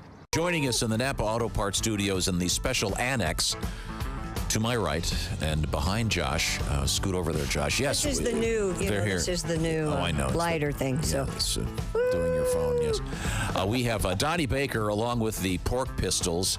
Hey, boys. Donnie Baker on tour right now. Donnie, entrepreneur. Donnie, famous for his koozies and other semi-legal merchandise. Paraphernalia. Donnie, I like your wolf T-shirt with the wolf wearing a nice Santa cap. Yeah, Miss Santa Wolf. I still got my boat for sale too, Tom, if you can mention that. Okay, now, do you know that Morgan Freeman's selling his boat, so you're up against Mr. Yeah, I appreciate him boat blocking me like everybody else. He's boat blocking you? I've got another, now a neighbor, 4 lots down, selling his boat, $500 less than my boat. Uh-oh. And he don't even have an outboard motor on his. Mine's got an Evinrude's, if you can mention that when you plug it. He don't even have an outboard. He's got an inbred motor, which runs good, but his sister has to start it. So, how can I compete with that? You know, I'm on Craigslist. He's got a whole budget to advertise on Ancestry.com. So, of course, he's got that sounds great. I'm surprised you have an Evinrude. I thought you'd be more of a Johnson guy. Nope, got an Evinrude. Stick the governor off it, though. It's a beast on water. So I'm sorry that you're getting yacht blocked, but we need to get to the band here. Once again, can you introduce the fellas in the band? Yeah, on bass, I got Todd Boner. And then on lead guitar, my best friend ever, Scotty Winkler. And on drums, we got Dusty Privet. So this is our band. We're the Pork Pistols. We started off as Dirt Nickel years ago. And then Boner quit, and we came Mucus Plug. And then that didn't last, and Scotty got on the pills, and then we was Turtles with the D. See, we're done with Christian rock. What we're doing here is so much different. Well, now, Donnie, I know we have time for a couple more tunes here. Is this your new original one? What are we playing? This is a new original tape I wrote. It sort of ties into Thanksgiving. Because, you know, this is really the only time of year to start mixing stuff in your meals. Nobody really sits down with 4 or 5 side dishes when they go out, you know, to, you know, wherever they're eating. This is like home-style stuff like the Pilgrims did. But it can sometimes shock your system.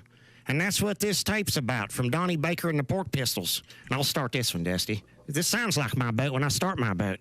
Okay? And we do this one because Motley Crue pissed out and quit, so somebody's got to sing our tapes good. Donnie Baker. VIP member, you get more and less. Wait, what? Which one is it? More or less? It's both. VIP members get more stuff to hear and less commercials to not hear. So Bob and Tom VIP is a good deal? Yeah, more or less. Become a Bob and Tom VIP member. First step? Click the link at bobandtom.com.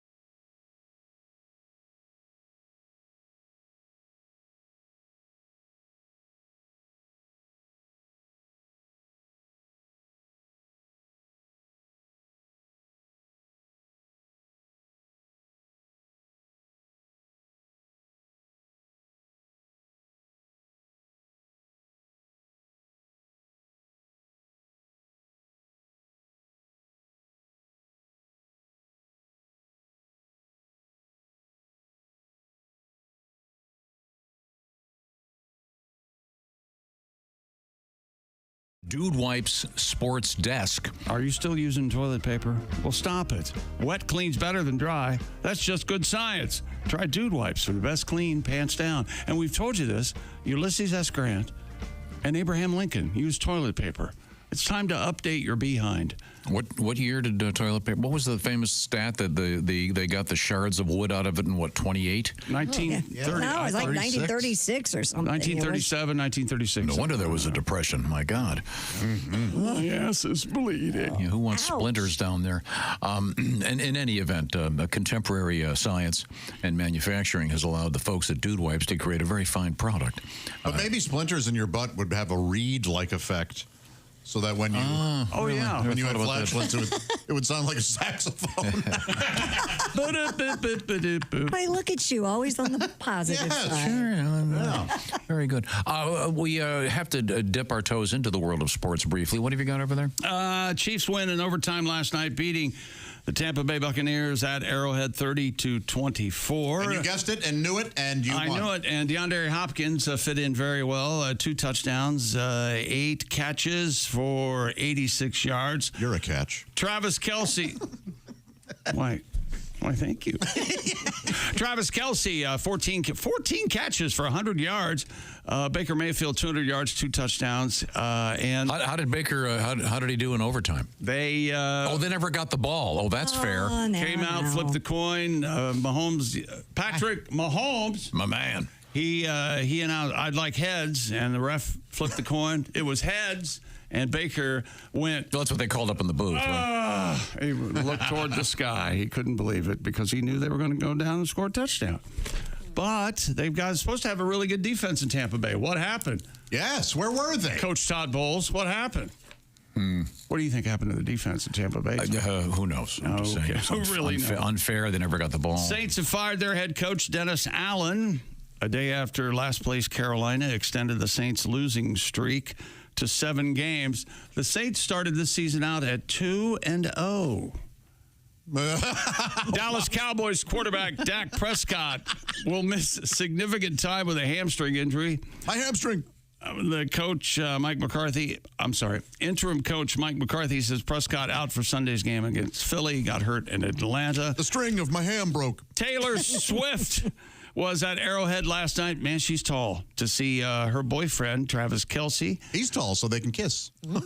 Swift just wrapped up the U.S. leg of her record-setting Eras tour. The rest of her shows head to Canada with the first of 6 shows at Rogers Centre, which is a cell company. She's opening for the Tragically Hip. In Toronto. They are big in Canada. Yes, they are. These shows on November 14th and 3 shows in December in Vancouver. Yeah. BC. Boy, she's going to sleep for a week, isn't she? Yeah. After those shows. She's so tired. I would hope she does. Yeah. How tall is she, Tom? Do you know how tall? I don't. Almost 6 feet tall. Right. 6 feet tall, yeah. And in her boots, I bet she's... And she wears platforms. They're huge. 6'6", 6'8". Yeah. She's pretty. She's really beautiful. pretty. Yeah. Beautiful. A giant mobile inflatable planetarium 5'10" has been stolen. Yes. In the United Kingdom. What are you, fact-checking over there? Yep. I'm just helping. You asked a question. According to the BBC, the University of Hertfordshire's Cosmodrome was being kept in a trailer. Wait a minute. What's it called? What? Hertfordshire's Cosmodrome. Cosmo. That's a great name. Drone. The Cosmodrome? It's like doesn't that sound like the world's Sounds like coolest? a roller skating rink. Yeah. They put the black light on. And Yeah. They go to the Cosmodrome. Is this like honey, wipe your chin? The black light's on. Oh God. Cosmic bowling? Is that what this is? Have you ever cosmic bowled, Tom, where they turn the lights out? Yeah, it's very cool. Everything's glowing. Have you? Yeah, absolutely. Do the little girls like cosmic bowling? It's fun. I like to bowl with my little girls because they put the bumpers up so I don't stink as much as I normally do. You Oh, you got a bad. I got a bad right arm. My arms, your I can. excuses are your own. Well, okay, fine. Usually. I'll take you on a bowling, Chuck. Oh, I'd love to bowl with you. Yeah. $1,000. I get a 100-point handicap. What's the best you can get in bowling? I tell you what, I probably couldn't break 100 anymore. Really? Yeah, my arm. You guys used to do an office bowling lunch? Yeah. Yeah. Yeah. I bowled. I've had over 200. Have you really? Yeah, 220, No. 235. You're oddly athletic, though. 215. I am. I like to refer Yeah. to it as oddly athletic. Like you're really good at. I can shoot the free rock. Throws, yeah. I can. I'm a naturally great golfer. Are you really? I How about just golden choose tee? not to play. I bet you're a golden tee. I'm a whiz. golden tee guy. I'm also a golden showers guy. Do you know what that means, Tom? What? Yes, you like to be urinated on by another bear. Specifically, another bear would be fun. I'll talk to you, Jess Hooker. Okay. Yesterday, our guest was comedian Gwen Sunkel. She's on a bowling team, Yeah, she's great. and they're called I Can't Believe It's Not Gutter. That's great. Isn't that a great name love for that. the team? Yeah. Thank you, Gwen. The Cosmodrome back was to you. I'm sorry. being kept in a trailer. So good. Disappeared from. Why are you reading this story? Yeah, why are you reading this story? Is it sports? I For the was world given record? the story to read. No, it's not sports. It's. Oh, is Christy supposed to read this? Yeah. Go ahead. You're That way- reading You know, it. after we've heard half of it, I say neither. Read it. Yeah, I couldn't even. I'm sorry. I mean, it is. Do you know what a planetarium is, Nothing Josh? there. I do know what a planetarium it is. It's where I would see Laser Floyd. Yeah. Yeah, that's awesome. Those are. Yeah. I love planetarium. I liked that stuff. And this is the craziest thing. This is Another a brick in portable the planetarium. wall. And so, why on earth would anyone steal it? Yeah, that's. Well, you know, where are you gonna do with it? Where are you gonna sell that? Probably to a Pink Floyd touring cover band. I want to note that Christy is now uncrumpling the story that Chick crumpled up and threw at her so that she can actually do it. All the big broadcast outlets do it this way. Yes. How big is this thing? I'll tell you, half by 11. Has Andy heard those words? How big does that get? And back, baby. I'm hoping he didn't say it. Boy, Well, that was mean. Twice to a previous. I feel like I'm. Man, What, am I entering Jurassic Park? roughly the size of a house and can fit 100 people. Wow, inside. that's huge. That's the size of this Cosmo. It's as big as a house. Yeah. Well, the Cosmo. What is a Oh, it's an Cosmodome? inflatable. It's inflatable, yeah. Yeah. That's the whole point of this thing. Yeah. Someone stole it. They wouldn't steal the planetarium in Central Park. I thought it was on a trailer. I thought it was on a trailer too. It is on a trailer. I wish I was on a trailer going anywhere. Stupid. I hated it. There, now we've got it officially thrown away. This update just in. It literally is. I just watched some guy hand it to you. Dear Dictator, Paren Tom. Yes. Ooh. First, let me tell you a little bit about myself. Oh. This is from Kevin. I find sweatpants totally comfortable. I prefer crunchy peanut butter. I wear tighty whities, not boxer briefs. What day does your unemployment check come? Good and Plenty. Good and Plenty is a great candy. Oh, hate. Miracle Whip over mayonnaise. And I will never, ever turn down a slice of Hawaiian pizza. Okay. Yet despite all this, they let me vote today. Oh, they shouldn't have. Very good. And to Well, I'm top sure you it got off, plenty of time. No job to worry about. I believe my vote mom drove was 'em. the deciding factor in the election. Wow. That's Kevin from Kankakee, Illinois. Oh, I love the name Kankakee. Kankakee. You know why? No. It's one of my favorite songs. Kankakee? Yeah. You know the song. I don't. Steve Goodman. Oh, I don't know Oh. it. I don't know it. Riding on the City of New Orleans. I know that. Steve Goodman wrote that. The great Steve Goodman. Is there a line in this Oh, song? my Yeah. God. Do you guys want to go to lunch and talk about this later? Do you get Marginal Music Monthly? Is that what? Yeah. Me? No, is that what? What do you mean? Any day now. Maybe it's not that song. I forget. I tell you what. It's not. This was #1 all across the United States of America. Good song. And we're one of the bigger countries. Here's Ronnie Milsap. That is beautiful. Stop bumping into things. Right. You guys know what the #1 song in the country is right now? Right Top now. 40. Top 40. Can any of Hot you to tell go. me? Hot to go. No. I think that's top 5 though, so that's a good guess. I know what it is. do? It's Lady Gaga and Bruno Mars. No, that's number 3 right I like now. that actually. Well, that was Disease, #1 last Lady week. Gaga? Disease? It's her duet with Bruno Mars. That's No, it's 3. Billie Eilish right now. Oh, the flowers, she's good. right? Flowers? No, it's the one about dying. Yeah. Oh. Yeah. Oh, can't wait to hear that. Love you till I'm in the. It's a good song. I love you till I'm in the ground. Yeah, in the grave, I think. In the Birds grave. of a feather. Birds of a feather. I like that Thank one. you. She's cool. I love her, and I have such a girl crush on her. And she would be okay with that. Yeah, have you heard her yeah. song Lunch? Oh, yes, I have heard her song. That is Lunch. graphic. What about a bar song from Shabuzi? That's Yeah, I saw very that too. tipsy, Yeah. yeah. Let's go. Now, did Billie Eilish, doesn't she do a cover of a Pat song, Good Beaver Gone Bad? She does, yes. It's very That's nice. what Lunch is all about. Yeah, The lunch song is about dining down there. It Okay, is. great. Yeah. Oh. Yeah. Well, so she's no Ronnie Milsap. Of course, he can find it by smell. God. What's that? Who just walked in the room? Oh, Rebecca. Thanks for saving me. Any day now, you will hear me say. Do you have any more sports? Nope. California man who has broken the Guinness World Record. Is this good or bad?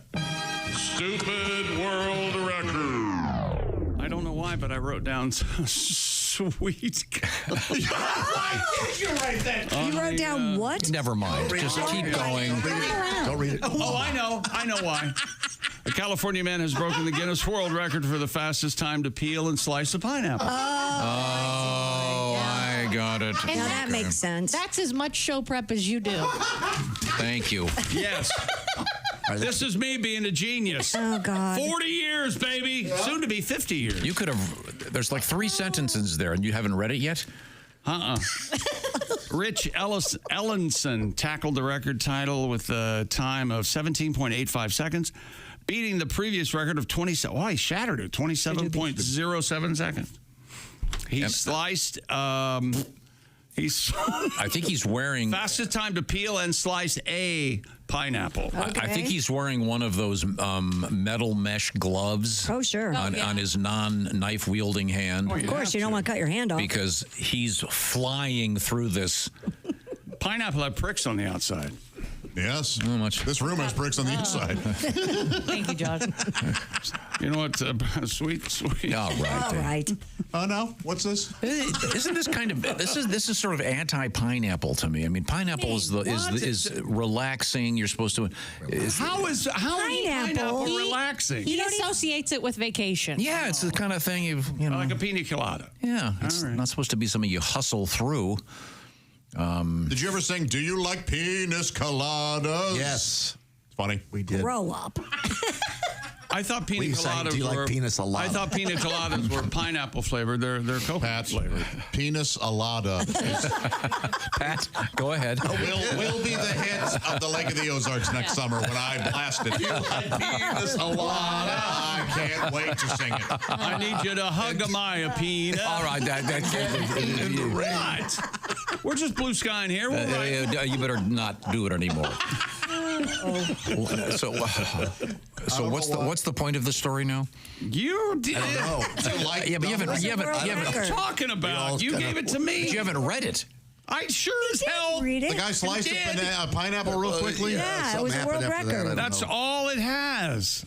We got to really change this show. Now, Josh, before it gets out of Gotta here. have some meetings. Now, Josh, you taught me that the presence of pineapple means group sex. Is that correct? I did not teach you that. I'm the one It's a from the cruise swinger. ships. It's Upside down pineapple. Yeah, right? it's everywhere swinger now, thing, though. yeah. Like, it's a big thing in the suburbs. You like a pineapple upside down cake? I don't know. I do. Get that out of here. No kidding. Oh, I like it. First off, turn it right side up.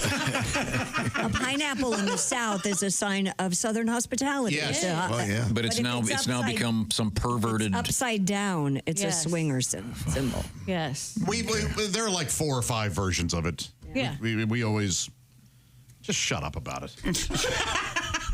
If you're a swinger, you know who other swingers are. Yeah, but usually there's like a pillow on the front porch with a pineapple on it, and they flip it upside down, or they have a little thing in there. Oh, that seems really complicated there. Like you'd have to know everything about it. Yeah, you do. Oh, there you go. You're you know who was who was a big swinger? Who? Ronnie Milsap? Yeah, I had a feeling. Like, now I'd like to apologize to Mr. Milsap for the slander. Is he still alive? Yes. 81. He's clinging But he to can't life. hear us. He's blind. Yeah. Right. Wait a second. Now it all makes sense. I will read the pineapple story again. A man? California. A California man has broken the Guinness World Record for the fastest time to peel and slice a pineapple. Rich Ellenson tackled the record with a time of 17.85 seconds, beating the previous record of 27.07 seconds. How does he peel it?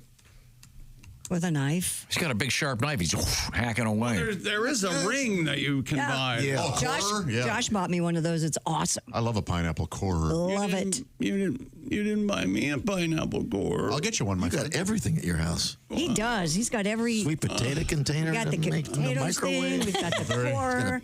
Got me an avocado Got slice. the pizza altar. You got me an avocado slicer, but I had to with ask. the candles, the ramp for when he needs it eventually.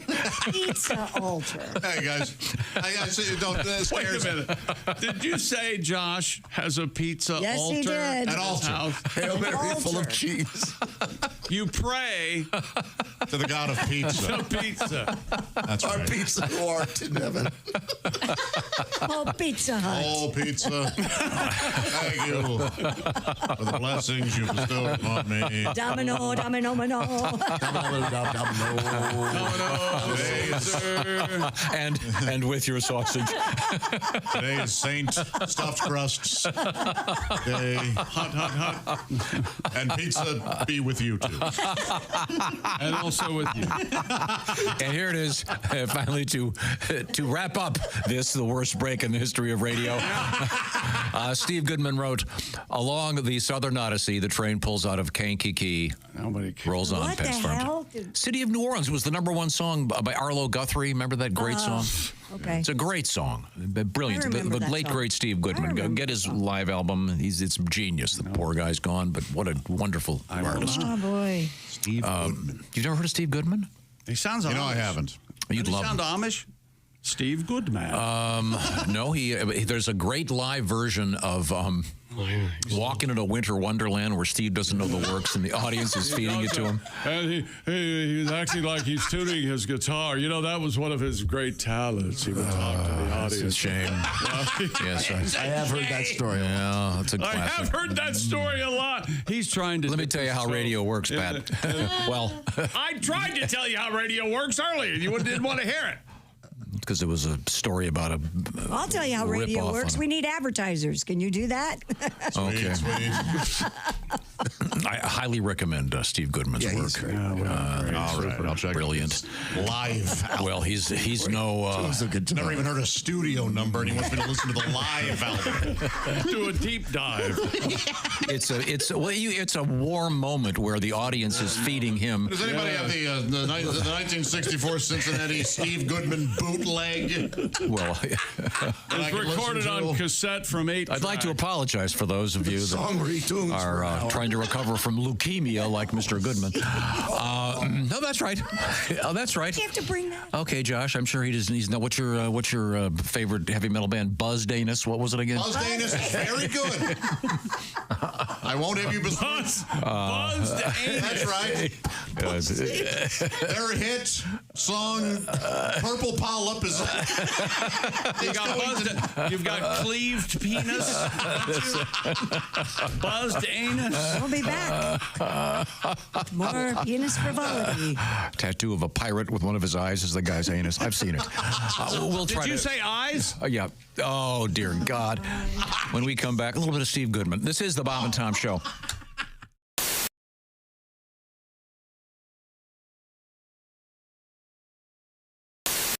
All right, where's my big bowl? Hey Josh, new orange insoles are in with that deep heel cup. You should see how deep this heel cup is. Deep heel cup, you say?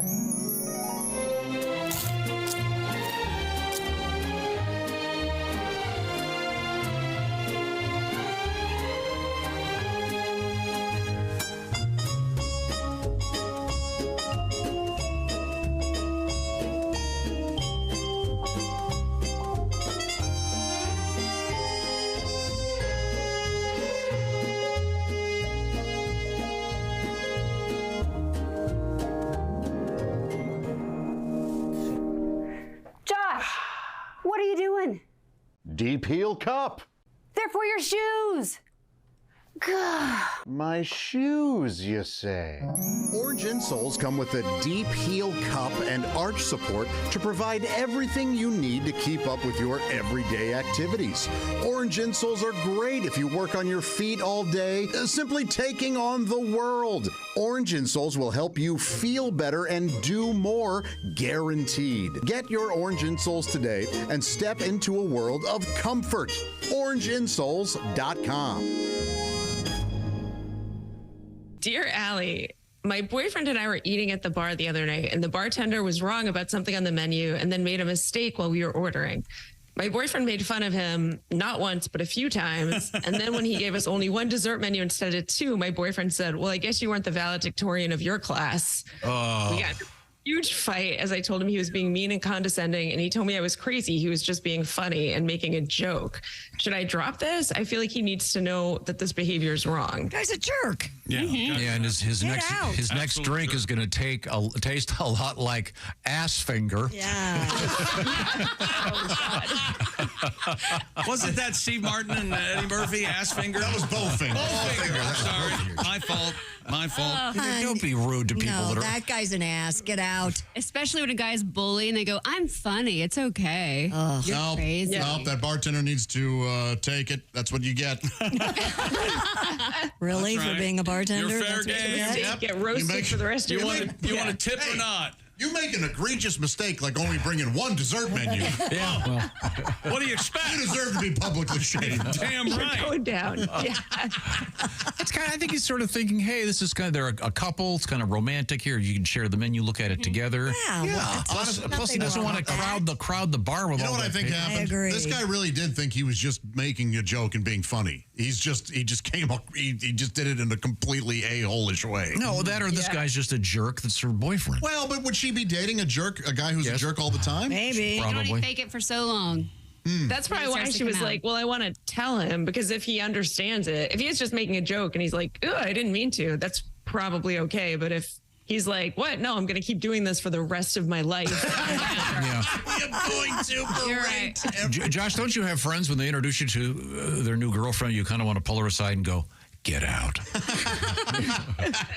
You don't know him yet. It is I like, do. Oh, yeah. How much do I tell her? Yeah, I really recommend you do anything but go out with him. You know, Won't listen we anyway. all know that couple. With the devil's voice, apparently. Hi, this is Christy Lee from The Bob and Tom Show. Thanks for watching this morning's show. To listen, just go to bobandtom.com. Check out the list for a station near you or stream the online radio station on our website and the Bob and Tom app. The Bob and Tom Show, on air, on app, and on demand. Again, to go through your dating ritual, you've met some lovely young lady, perhaps after an evening on the town, and You take her back to your place? You get back to the townhouse. She wants to come in for coffee or something. Do you show her your chops? Do you immediately sit down? Oh, by the way, I happen to be. I say, hey, by the way, I don't want to brag or anything, but how about I lay down the thunder?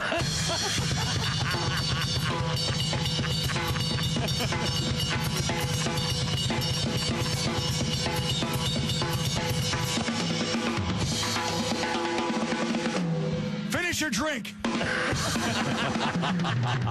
We're going upstairs. Oh, my.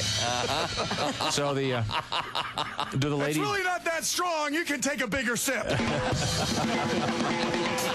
I'll be over here laying down the funk. All right. Do the ladies dig that? Do they? No. Not at all. That kind of, you can see them like kind of cringe until you stop because it's very loud. Yes, it is. I can't hear it. All sounds good to me. You know, trying to have a conversation with them. So anyway. All right. Do you play any sort of romantic stuff? Do you play like a slow tune, maybe something mid-tempo? With the brushes, maybe? Yeah, get the... No, I don't even own a pair of brushes. No. What's the point, huh? Yeah, maybe It's the purpose. You can do some of these things, you know. So anyway. Get your roommate feed your dog?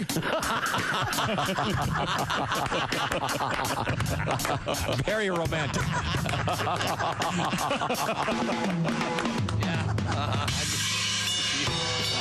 Now, do you have an exit strategy when you sit at the drums? Apparently hers is the dog one. Yeah. I got to feed the dogs. But I mean, That was Tom's line. I'm surprised the girls are using it. Great. once you sit down and just you play for a couple minutes, then do you have a way you can gracefully get up? Do you have like a little finish, a little quick? Yeah, I like to. I'll finish kind of like this.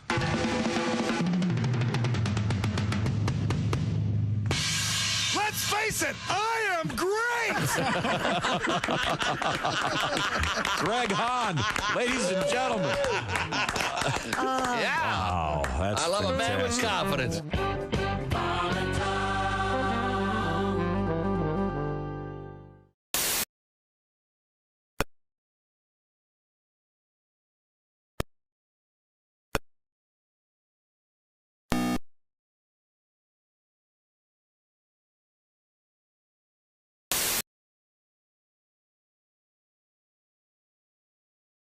$1,000 an hour. We'll give you a keyword at 9 o'clock this morning. Log it on to Q95.com and you could be a $1,000 winner, just like Tim Stewart of Hope, Indiana. Hey, welcome back to the Bob and Tom Show. There's Christy Lee at the Silac News Desk. Hello. Pat Godwin. Hey. Jess Hooker. Hi. There's Josh Arnold. Whatever we're listening to right now, I like a lot. This is a little bit of Kevin Anchor. and Kevin Anchor and the boys. It's not Ronnie Milsap? It is not Ronnie Millsap. There's Thank Ace you. Cosby. Poor Ronnie's going to get a letter from a friend today and go, hey, you weren't really listening to the Jackass Patrol this morning? Was Ronnie always a solo artist? Yeah. Not part of a band at all? Well, he was a duet, Millsap and Jenkins. Oh, really? Yeah. Sadly, Jenkins.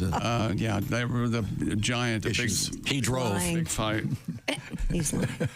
I did think that the Millsaps were a family band. Is that not true? That's not true. No. Thinking of the Mandrells. Maybe, yeah. The Mandrells were a family band. Very similar. Isn't a mandrel an ape with a big shiny butt? Mandrells that have Really?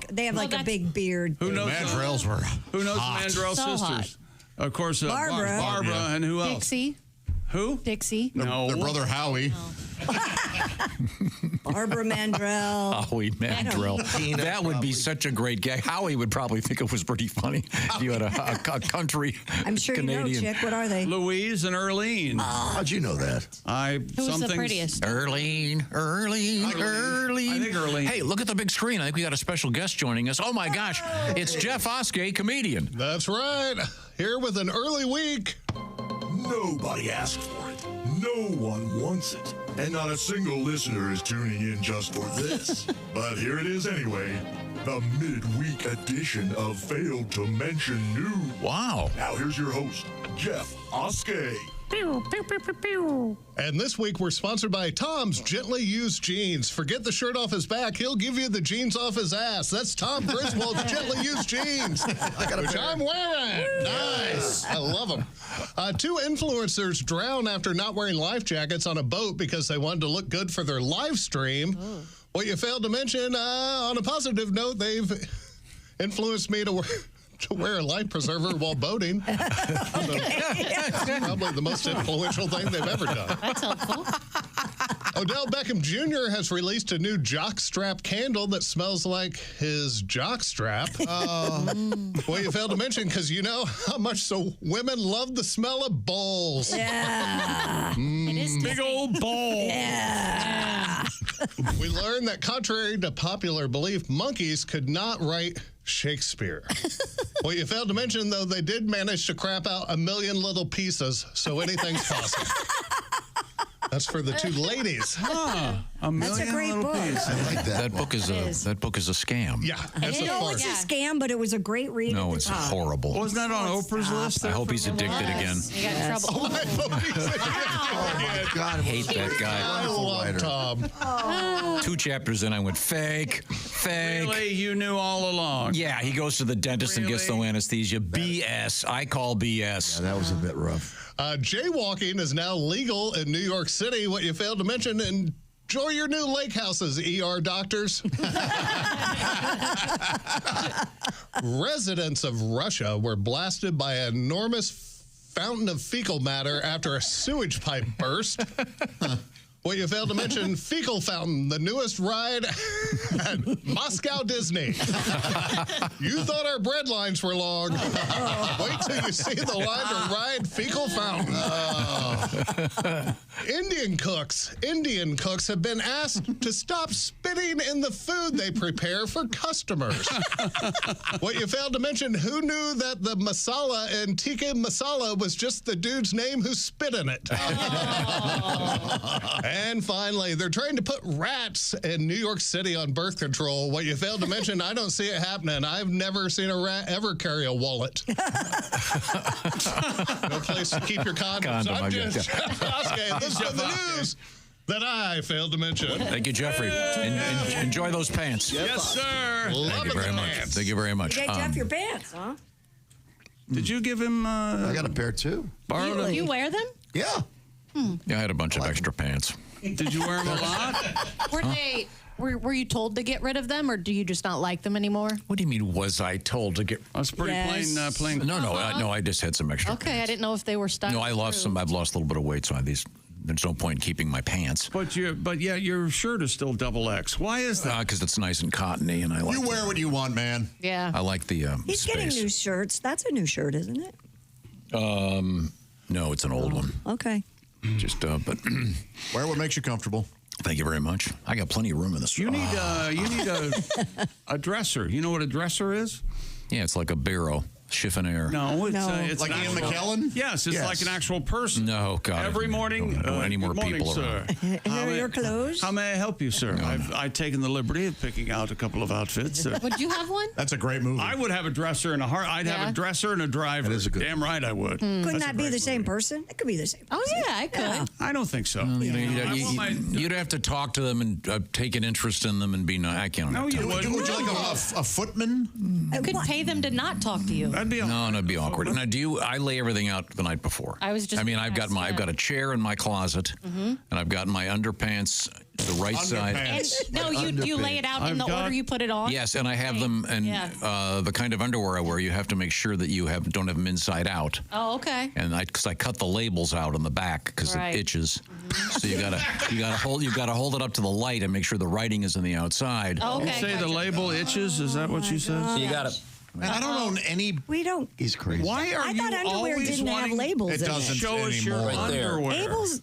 See, the writing's on this side. Underwear doesn't have His labels. underwear is navy. His shirt is navy.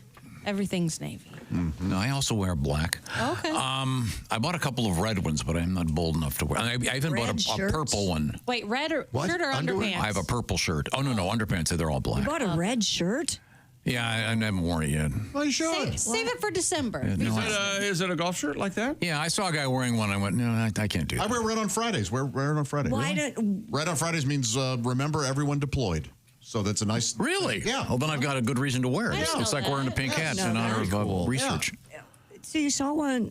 So you ordered the shirt, and then you saw someone wearing a red shirt, and you said you couldn't do that? Yeah, I saw some guy at Disney World wearing a red shirt and red pants, and I thought, God, does this guy know what a dork he looks like? Well, they work there. Now you're allowed to dress dorky. What? Aren't you allowed to? Yeah. I should have known that, Pat. That was sneezy. Yeah. You have no reason to make fun of it. So, tell me about wearing red on Friday. That sounds like a really... Oh, it's just a simple, remember everyone deployed. That's a great thing to do. See, I'll do that. But back to my point, I lay everything out. So I've got the underwear right there on the chair. Same. Socks are on the bottom. I mean, excuse me, shoes, then underwear, and then jeans, and then shirt. Everything's right there. Yep. My gum is right there on the right. What goes in your pockets is right there. You know, you have to have your breakfast gum. Your breakfast. No, a shower gum. Don't you like to pop a little gum in your mouth, hop on the shower? I hate gum. I don't chew gum at all. I'm not Roseanne. I don't always have to be chewing gum. If there's any instance that should illustrate to you that your process, your memories aren't everyone's memories, is that no one else chews gum in the shower. You don't. But do you lay your stuff out in the morning so you can get up in here in a hurry? Yeah. No, I don't. I lay my stuff out because I don't like to think when I wake up. That's my. When do you start thinking about 10:15? You knew that was coming. Score. I get dressed in 2 to 4 minutes. 10:15, 10:20. I found out. Is that right? Yeah. You timed yourself? I did, and every day last week I looked at the clock as I was naked out of the shower, and then and dried. Oh, right. And then I looked at the clock when I was dressed and ready to go downstairs. Towel dry or air dry? Towel. I know. You know it's better. Yes. But come on. 4 minutes, huh? Air dry? What are you kidding me? Yeah, it's I don't have healthier. I don't Yeah. want to sit. Why don't you get Why all is it your, healthier? Well, you run around your apartment Better naked. for your skin. I do. Yeah, I run outside. It absorbs. Do you really? Yeah. You run outside naked. Complex 2 or 3 times. I'm dry. Okay. Well, I'm just running off. Don't call the cops. Please don't. now, do you have a clock in your closet like I do? No, I just look at my phone. Oh yeah, you missed this, Jess. He has a clock and 2 clocks. Two One clocks in one digital, one analog. In his closet. in his closet. His closet's probably the size of our bedroom. So Yeah, probably. Good for you. yeah, I know. Yeah, if there's people that have time blindness and they have to keep clocks in every room so they're not late, that's a very, Yeah. you know. I have a pretty good internal clock. I used to have one in the shower. Oh, you don't have that anymore? I got It's covered in gum. got covered in gum. You used to hate people that chew gum, and now you're one of them. That's because I've got an ear thing. Never mind. Oh, you know what? I found these vapor. You breathe in this. Oh, you got those? Yeah, the Eucalyptus? Vicks. Yeah. How do you feel about it? I love it. It's like my shower kicks ass. I've got speakers. I've got this whatever. When it gets hot water on it, aromatic. Oh, cool. You breathe in this eucalyptus. Those eucalyptus pucks, those little pucks. Yes, exactly. But they're really expensive, exactly and what they're they good are. for like one shower. You can use real eucalyptus, They're not. you know. They're not that. Are they expensive?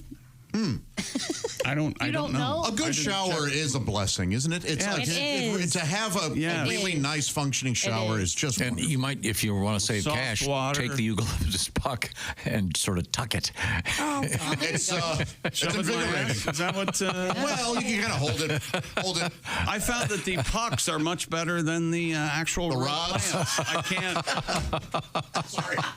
This is what I get for trying to discuss my morning. Sorry. Well, unfortunately, procedure coming with up, you. we I'm have not chewing gum. Coming up, we have a bonus edition of the Ace Cosby Joke of the Day and comedian Costaki Economopoulos. This is the Bob and Tom Show.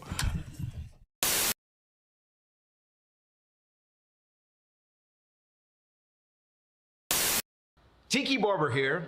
Remember the days when I was a running back in the NFL? Well, if you're on your feet all day like I was, you get the struggle. The secret is orange insoles. Their insoles are like magic for your feet and body. They'll help you kick hip pain, sore feet, and lower back discomfort to the sidelines. Feel better, do more with orange insoles. Just like every other comedian ever, I too have recently broken up with my girlfriend. So you had to let her go from the van. I unchained her from the radiator. Well, I guess that's over. I broke up, my last girlfriend I broke up via voicemail. Is that really? tacky? That is kind of tacky. Well, hear me out. All right. I didn't leave a message on her voicemail. Oh. I left it on the outgoing message on my voicemail. All right. Hi, this is Brendan. Yeah, exactly. Leave a message It's less unless confrontational. you're If this is Susan, it's over. All right. Hit the bricks, Ugga-mug. But anybody else just leave your message? Yeah, anybody else leave a message. Don't forget your number. Did you start with your message? Your message is important to me. Unless it's Susan. Did you say hit the bricks, Ugga-mug? Yeah, I called her Ugga-mug. She's ugly. I was dating an ugly girl. Well, somebody has to. She was hard on the eyes.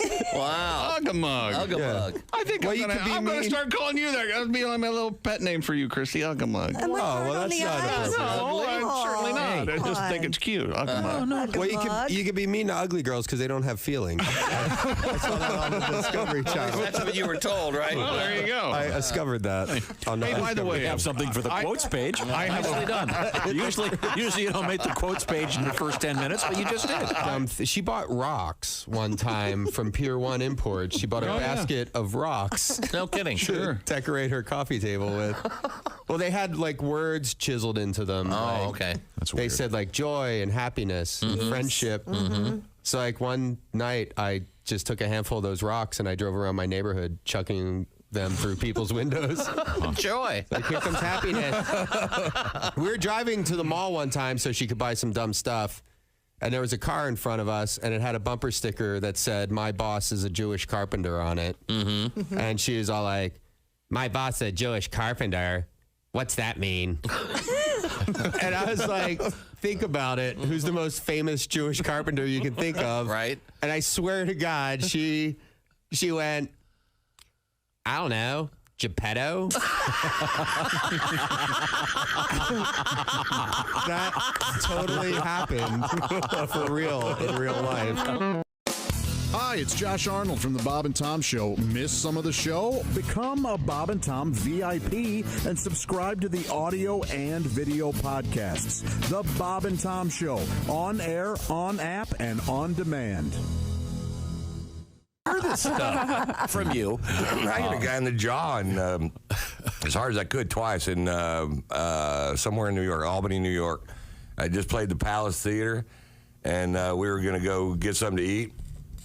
And it was a restaurant attached to the hotel, and my bus was across the street because I always stay on my bus. And this girl came over and started talking to us at our table, and I don't know her, She had her sister does stand-up in New York, and Vic Henley was the opening act, and he does stand-up in New York, and he knows her.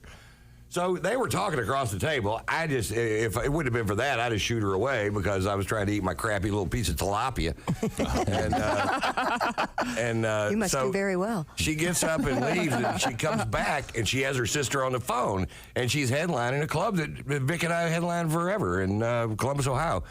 And so she hands the phone to Vic. She sits down next to me, and Vic can't hear, so he gets up and walks away. And then a guy comes over to her. So some guy came up to me and asked me, a young guy, for an autograph. I said, "I'm trying to eat right now." And this guy comes over, pokes her in the shoulder, and says, "Get over here." And she gets up real nervous and walks over there. And I'm like, man, what is this? And I see the guy walking over towards me.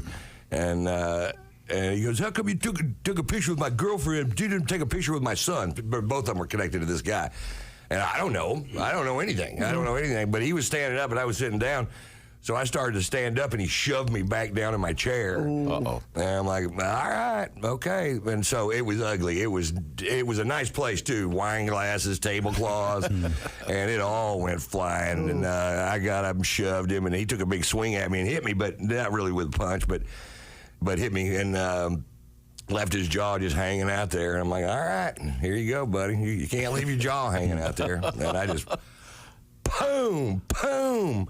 And and he called the cops and filed assault charges on me, or tried to, and the cops showed up, and I was like, oh, come on, man. The old Chevy Chase shoulder kick. So it's hard sometimes. Yeah. So now, and that's why now I have to have police everywhere I go, because probably nothing will happen, but if it does, I can't hit people. Yeah. I'm 61. I don't need to be getting in fights or anything. And Pat, who's not very big, but my guy Pat that drives a bus and manages my road stuff, he's a little guy in stature, but he's a 7th degree black belt. And so he actually got this guy in a sleeper hold from behind after I hit him. And then the guy started tapping him on the arm, and he goes, "This ain't the MMA. You're going to the floor."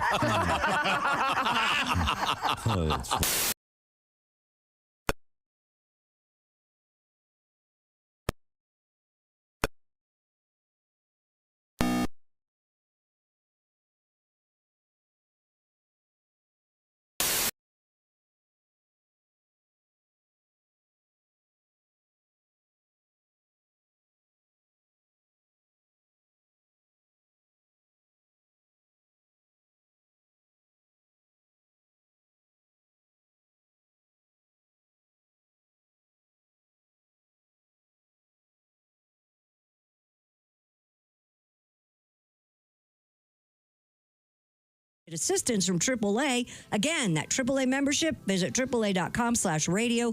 Call 844-GO-AAA-GO. Hey. Because I knew you guys wouldn't do it. Don't blame that on us. Can't help it. There are people who don't know I'm here. I have to say something. Welcome back to the Bob and Tom Show. I'll talk to my friend Costaki. Christy Lee at the Silac News Desk. Hi, Chick. There's Josh Arnold at the I Hate Steven Singer sidekick chair. My Aunt Marg called. Shut up. She wanted to thank you, Christy, for reviving her old couch. Oh, she's more than welcome. I love this. My favorite jacket. There's Pat Godwin. Hey. Hello, Jess Hooker. Hi. There's Ace Cosby. Hey. I think Jess is mad at me. No, she's sleepy. No, I'm not. I am sleepy, but that's not what it is. Do you know we had one of those giant Reese cups that someone sent us? Oh, we had two Reese's cups, huh? Yeah, We had the size of a discus. Yeah, we had 2 packages with 2 each, right? Shit came in my office and took one of them and just took it home before anybody had a chance to. And then there's one left. There's one cup left. Josh got it out. Took a single serving. Yeah, I cut it up. And the thing's the size of a mini pizza. Half of it. I did not take half of it. Yes, you did. That's not half of it. That's half on the plate. That's not even the rest you ate while you were standing there cutting. You caught me. Only You know what? child behavior. I appreciate you letting us know. Yes. But, Chick, you take as much as you want. Thank you, Josh. Thank you very much. You have earned He half of a giant Reese's cup. He does it with the snacks. And when that clogs your heart up, and Josh takes that chair and your salary, while you're at home with an IV. Wait a minute. Are you saying I die, he gets a raise? Well, not die, just unpleasantly hooked up to an IV, wishing you could speak again. Oh, there we go. Look at that handsome face. It's comedian Costaki Economopoulos. I always know Kostaki's going to be in a good mood because the Falcons won. Yep. The same way Chick's been in a good mood, more or less, for the last 8 weeks because the Washington team keeps winning. 8 weeks. Yeah, baby. Yeah, now, hey, Kostaki. Beat the Cowboys. Yeah. His big rival. Yeah. Sure. So maybe you guys will get along today. No. Costaki Economopoulos is a great stand-up comedian, and he happens to be heading for Durango. What a great spot. You'll be at the Animus Cinema Theater coming up this Thursday night. And then Friday, Farmington, New Mexico at the No Worries Sports Bar. Cool. Kostaki Live. That'll be fun. It'll be fun. I'm looking forward to that. And now, as part of your regular stand-up, you do a quick NFL honk where you try to upset at least everyone in the audience by picking on their favorite team. You want to get everybody. Yeah, that makes it fun. Yeah, okay. That's what makes it fun. Everybody's angry. All okay, right. now I have a serious question for you, Kostaki. Chick and I don't agree on this. I don't think it's fair in overtime in the NFL to flip the coin, and if the first team scores a touchdown, it's the end of the game. Both teams should touch the ball. Agreed, of course. And statistically, the team that wins the coin toss wins significantly more. So that's right. Not fair. Right. And where does that opinion get you? Nowhere. Okay. Nowhere, people. Well, being right about things has never gotten me anywhere. You learn back. Maybe you should learn from sudden death, baby. Bring it back. You learn to play better during regulation. Exactly. Really, that makes no sense. So then why not just start the game, first team that scores, then the game's over, you go back to tailgating. That's not I'm just asking. That's not a bad idea. Sound like a terrible Sunday to me. Yeah, okay, yeah. Save a little time. Yeah. Now, Costaki, what have you got for us? Of course, in the world of the NFL, you have your All-Pro Lines feature and Caption Kangaroo, where you get to put a caption on a photograph. Caption Kangaroo. I like it. I love that name. Oh, it's fun. That's a new thing. Come join us on Facebook. It's we got about 800 followers over there already, and it's fun. Yeah, it's good. Okay, now what have you got for us? Well, if you're a Saints fan, you gained an hour on Sunday, but then you lost 3. Oh, he said. The Saints fired their head coach after a tough loss to the Panthers. Dennis Allen got kicked out of New Orleans like he called a crawfish a crayfish. You got to get on out of here. You're gone. I guarantee. A crawfish. On the bright side, New Orleans seems like a great place to be unemployed. I mean, you got to pick somewhere. That's fun. Derek Carr, first quarterback to lose to 31 different teams. He is the Baskin Robbins of losing football games. He's only got one more to go. The Raiders. When he loses to the Raiders. That's right. The Raiders. Wow. Good luck. Yep. Good luck. The Saints were 2-0. Then they lost 7 in a row. Even lemmings are baffled at how you could fall off a cliff like that. It's ooh, you see, it's death. Public service note. That's a myth. The lemming thing is a myth. Do you guys know this? I guess so. Yeah. Nope, I didn't. 1958 Disney movie called White Wilderness. They pushed lemmings off a cliff and filmed it. That's true. It won the Academy Award before people realized it was a crazy scam.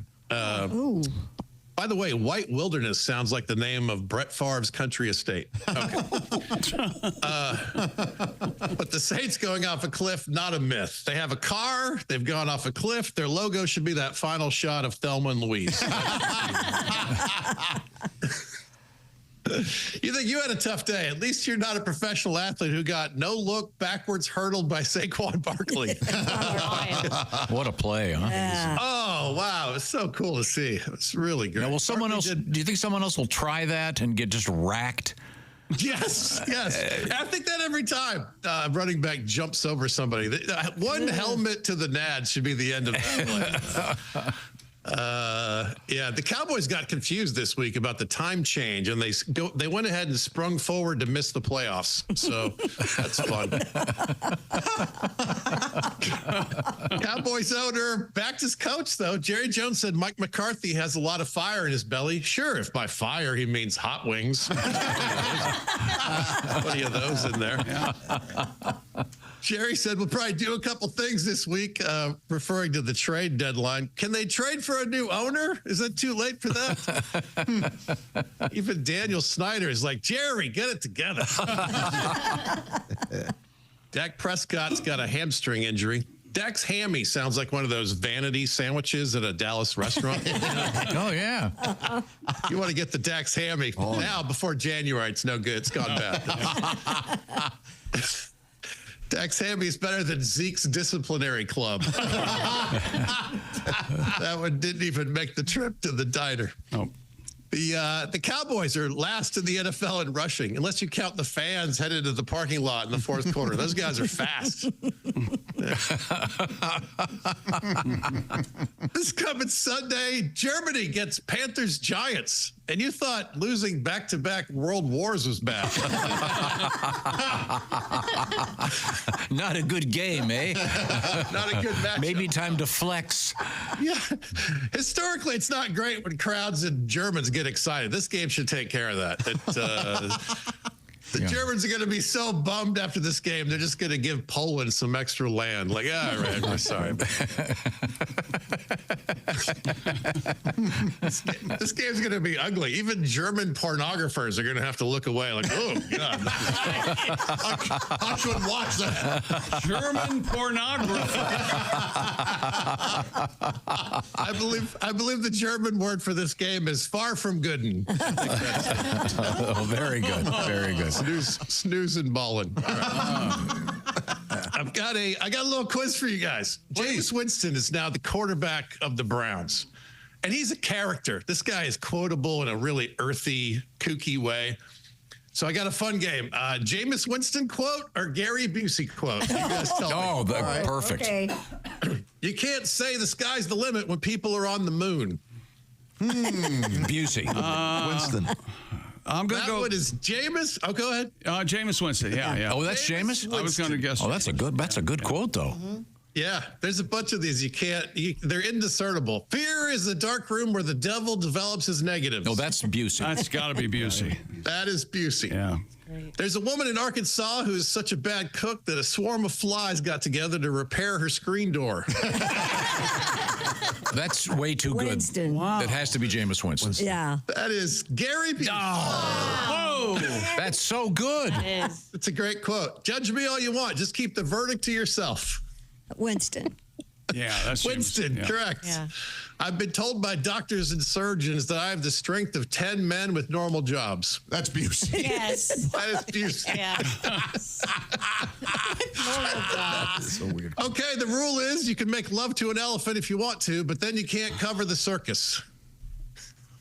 Oh, that's got to be Busey. Yeah. Jameis Winston. Oh. Okay, can you read that one again? I don't even get I'm trying to follow that one in my head. What is it? Okay, the rule is you can make love to an elephant if you want to, but then you can't cover the circus. You're not allowed to comment. Oh, okay. Okay. That does make sense for Jameis Winston now. That's great. All right, one last one. A good way to lose weight is to put salt on your ass and go to the petting zoo. Stay away from the goats because I've seen them fornicate with a mailbox. That's got to be Busey. That sounds. No. Busey. That is Gary Busey. Well, thank you, Costaki. You can see Costaki coming up once again Thursday. Durango at the Animas Cinema Theater. Farmington, New Mexico, the No Worries Sports Bar on Friday. Follow him at Costaki.com. Find out about All Pro lines and Caption Kangaroo. Always a pleasure, Costaki. Congratulations again to your Falcons. I know you're very happy. What hat is that? I can't tell your hat. What is it? Is that? Oh, it's Santa Monica. It's a local beach, and I got the All Pro Line shirt on. Oh, yeah. Nice. Very nice. Very nice. I saw you feeling your breasts. Probably the only breast you're getting to feel these days, I understand. Yeah, that's right. They're not bad. How many condoms still in that box you bought? Same number. Yeah. Okay, same number. Okay, good. Yeah. Could you start posting your numbers on your website? Keep at it. You're going to Start posting pictures of the used condoms hammered to your wall. I can put them right here behind me. There you go. Oh, that'd be really good. Don't say anything. Just put one up there and we'll know. Kind of like a little secret. Thanks, Costaki. Bye, Costaki. Thanks, guys. Always a great pleasure. And you can participate, by the way, in All Pro Lines and send in some great jokes if you like. That'd be fun. Right now, the Bob and Tom Show brought to you by BetterHelp. BetterHelp is all about accessing therapy. Therapy in this crazy world, what could be more important? Well, taking care of yourself is number one, so you can help take care of everybody else. It's been a tough couple of years out there, obviously. And if you're thinking of starting therapy, BetterHelp may be a great way for you to access it because it's all done online, so you don't have to audition a bunch of therapists and drive across town, et cetera, et cetera. You fill out a brief questionnaire and you will get matched with a licensed therapist. You can switch therapists anytime, no additional charge. But the therapy then is done online, just like the questionnaire. So you can do it in the privacy of wherever you want to be. So it's significantly more convenient, a lot more flexible, so it suits your schedule. It's once again called BetterHelp, H-E-L-P. You go to betterhelp.com/BT Show. The BT Show part will knock 10% off your first month. BetterHelp.com/BT Show.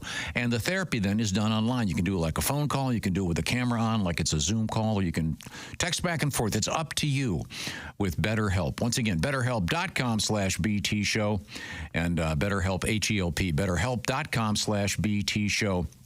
And find out a little bit more about yourself. Therapy can be a very good thing. Thousands of people are participating in this program, and you can be one of them. Once again, BetterHelp.com/BT Show. Coming up, Christy Lee is at the news desk over there, the Silac Insurance News Desk. What's coming? Well, coming up, we're going to talk about some interesting first date stories.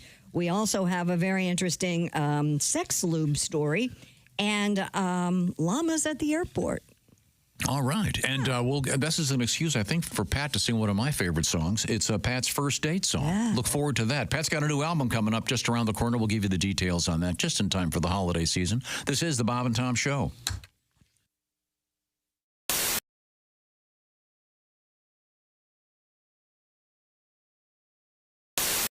All right, where's my big bowl? Hey, Josh, gosh, new orange insoles are in with that deep heel cup. You should see how deep this heel cup is. Deep heel cup, you say?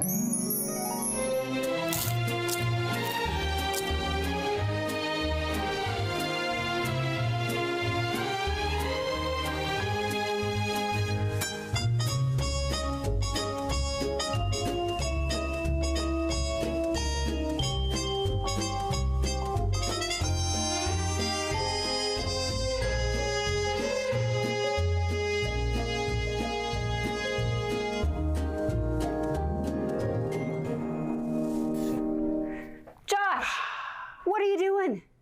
Deep heel cup. They're for your shoes. Gah. My shoes, you say? Orange insoles come with a deep heel cup and arch support to provide everything you need to keep up with your everyday activities. Orange insoles are great if you work on your feet all day, simply taking on the world. Orange insoles will help you feel better and do more, guaranteed. Get your orange insoles today and step into a world of comfort. OrangeInsoles.com. Hello, my name is Alexa. Are you looking for Bob and Tom Radio? Well, it's on me. Just say, Alexa, play Bob and Tom Radio on TuneIn.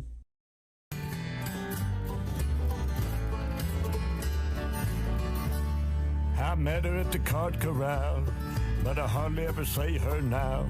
Got wrapped up in sin when she helped me push it in. Set my heart on fire through chrome-plated wire.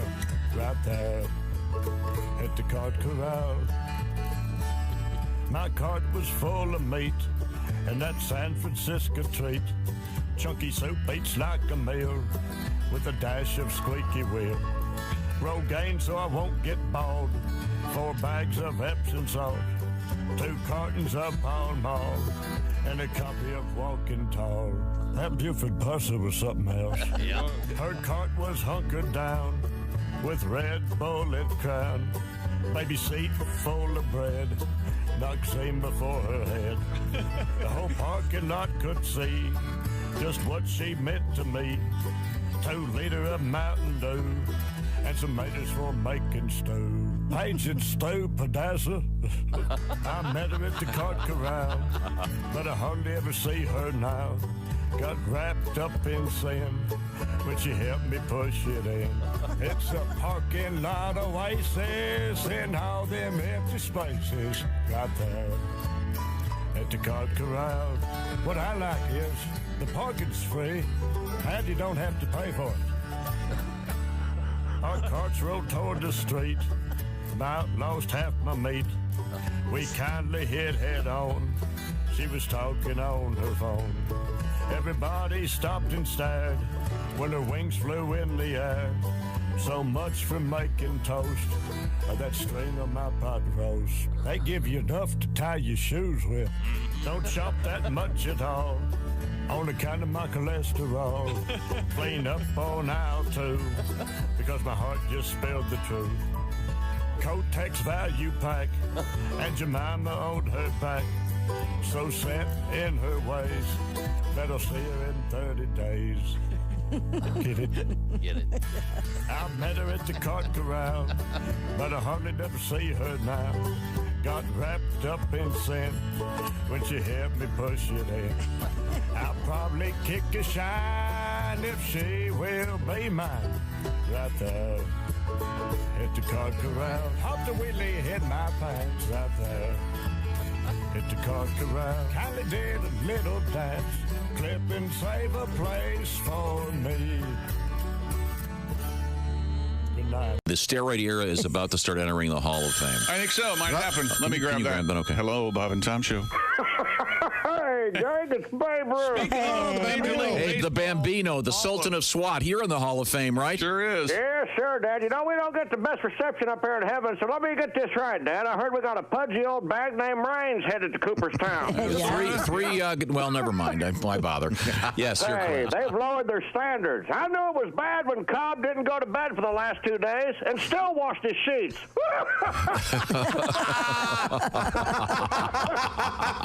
Hi-oh. Hey, Dad, back in my day, if you didn't hit at least 600 home runs and bang twice as many dames, you didn't stand a chance.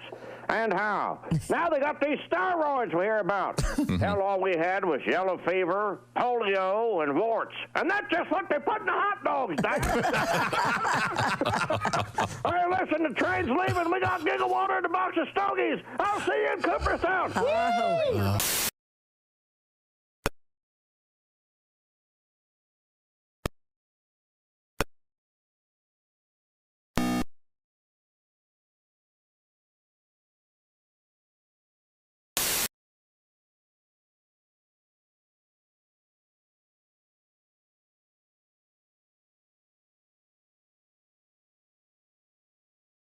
Welcome back to the Bob and Tom Show. Hello, Tom. How are you this morning? Hello, man at the Dude Wife's sports desk named Chick McGee. That's me. I look around the room. I see Christy Lee. You know where she is? Where am I? She is at the Silac Insurance News Desk.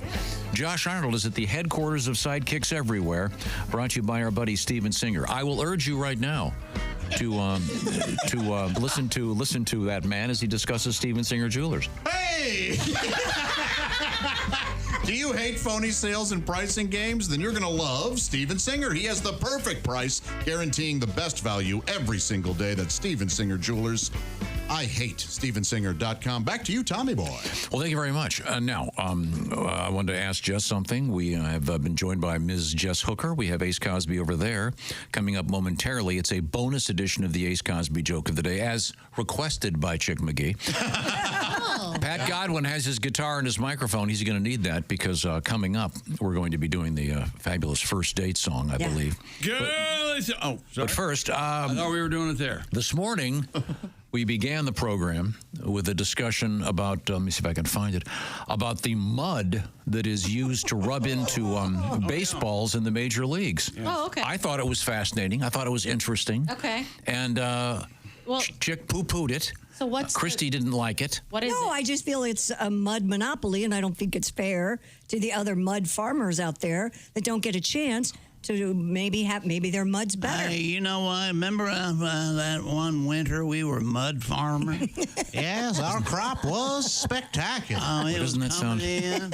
What an incredibly depressing job that would be. Mud farmer. We had a hell of a Pretty time. easy. You just put some water on some dirt. You're Harvesting done. mud. I'd play with him, and he'd play with me. All right. So what's the story? I missed it. Baseballs in the major leagues, they are issued. Josh used to work for Rawlings. They're issued these tubs of mud, and they rub it into the baseballs. For the purposes of grip. Yeah. But okay. At Penn, University of Pennsylvania, the scientists were trying to figure out what made these balls so magic. And this was my problem. Magical properties. Apparently, according to the University of Pennsylvania, this mud that's only available in southern New Jersey. It's in a secret location. This is all true. Magical properties. Maybe it's toxic. This was radioactive. This was in the proceedings of the National Academy of Sciences. I thought it was kind of interesting. No one liked the story. And Josh, there was no new info in it at all. Okay, so this is that everybody knows. But I could see it being, for the most part, but I could see it being interesting to those who didn't know. I didn't know that. And when you would do your ball demonstrations, yes, the ones for Rawlings, not the private shows, but yeah, private shows are excellent. Yeah. and by the way, the mud kind of gave him a certain savoir-faire. Yes. So you would rub the mud in the ball? No, I just had a can of it. And you would tell the story. Yeah. Okay. Mm-hmm. Okay. And people would go, well, where is it from? I go, it's a secret location. That's a secret. Even I don't know. It is a secret location. Yes. That's fine. There's a shortage now, obviously, because why all the mudslinging on the television commercials. They're running out. One more day, There's and no it's magic over. in that mud. It's over. Thank you. Now we have. Aren't there? It's a specific number of baseballs you have to rub up before, like 12 dozen or something. Mm-hmm. It is a specific number. I forget exactly, but it's close to 12 dozen. Really? Okay. Yep. Wow. Yeah, because the average baseball only lasts like 3 or 4 pitches. Whoa. Really? Yeah. Mm-hmm. So that's got to be a rough gig, just sitting there, one of the coaches, just all day long. You know, when the ball that's what the equipment managers do. The ball goes into the crowd. They don't. You don't wait for the fans to throw it back and start with that ball again. Yeah, you got all those foul balls. That would be silly. They have a mud boy? An equipment manager who takes care of all that. Okay. Mud boy would be. Mud boy would be. Oh, mud boy. Oh, mud boy. Yeah. But that would be a distinction you really wouldn't want to. I was a mud boy for the Yankees. I think Diddy had a mud boy. Oh, Joshua. And checkmate. A little bow on that little break. There we go. Time to check in with Christy Lee at the Silac News Desk. What's happening? Well, we're going to talk about first dates. Oh, we are? Yes. All right. I have a story that I would like to share, first of all. Sure, I could use a nap. Jeez, never mind. No, Christy, we all want to hear it.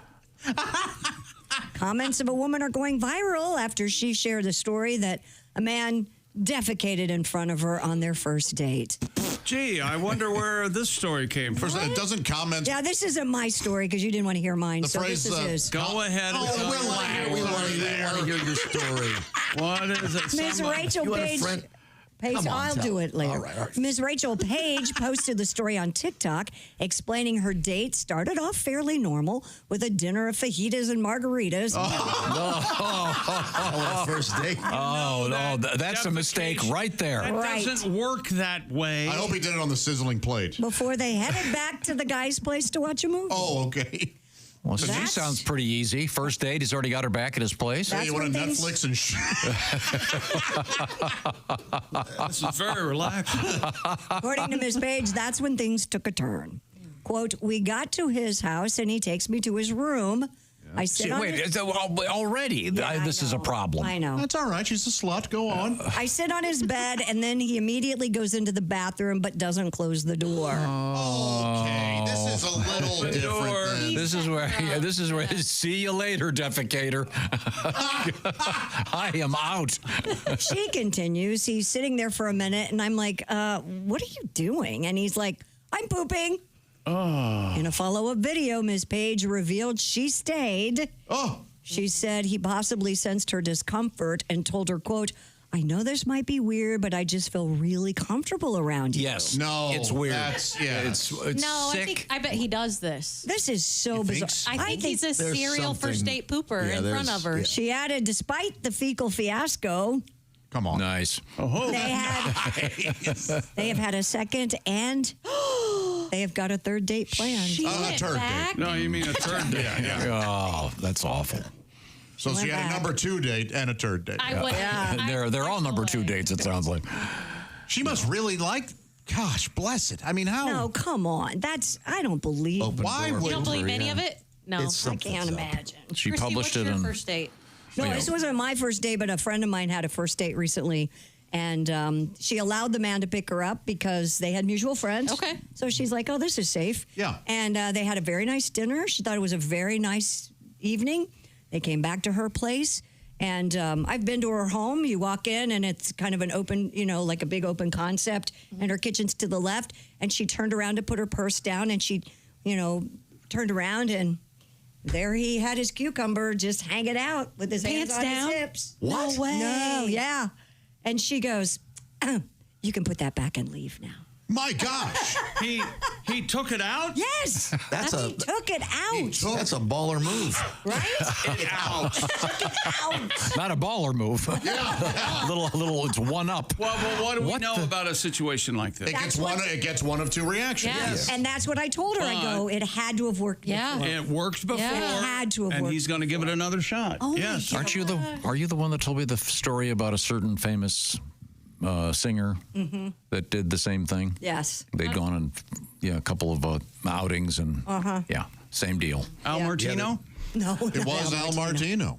What a shame, though. Yeah, I know. That's such a shame. She had a good time. She did. She was like, what the heck? Is this the friend of yours that I Frenched? No, not her. Oh. You Frenched one of Christy's friends? Yeah, I did. It was pretty rad. Yeah, I did. Is this true? Years ago, yeah. How's she doing? All right? She's good. She was a nice lady. She was kind enough to French me. Oh, so she had the sex change. Good. Him up on a date and you got the... No, it wasn't even a date. We were all at a comedy club and he was there and she was like, hey, you're led to another and his mouth was started making out with her? So the larger point is this woman claims that on the first date this guy did the open door bathroom dump. Right. That's crazy. Yeah, that's job interview behavior, I think. That's psycho behavior. That's nuts. Do you know What are my biggest skills? are you aware of what president was famous for this? Johnson. Lyndon Johnson was in the Oval Office. He would sit there talking about, dropping the... That's when people get things dropping done. the napalm, and he's in there dropping... That's when people get things done. Apparently Kamala does it too. Because Barbara Bush was famous for it. Can you imagine? Here we go. I had a first date situation, and we met at a bar, and it was a group of us, and we stayed back, and we talked for a little bit. And then I was like, okay, I'm going to go ahead and head out, and I'm going to swing by the bathroom on my way out. And we said goodbye. We hugged. I thought the date was over. I go in the bathroom, and as I'm coming out, I can barely open the door, and he's standing there. Oh. And we're almost nose to nose. He goes, everything come out okay? Oh. And I was like, yeah, we're not going to do this again. Oh, he thought it was funny. I think he did. No. One and done I think now. he did, yeah. You're out. You ruined it. He kind of did. Well, speaking of first dates, Pat. Yes, Pat. One of my favorite Pat Godwin songs is terrific. Is about first dates. And You guys ever heard it before? Okay, here we go. Here It it is. really is terrific. Oh, You got to hit this. that's me on Because we piano. can't just restart it. No. Girl! Don't make me laugh. You got to re-hit it now. Let's wait. He made me giggle. Let's have it come I didn't make you hit. Not hit that note. I'd like to apologize to What the are great, the odds the that great, he messes up again? the great, Hold on, the great first- Steve Ali. Hold on, first little vodka. Okay, here we go. Gargle. Steve, please hit it again.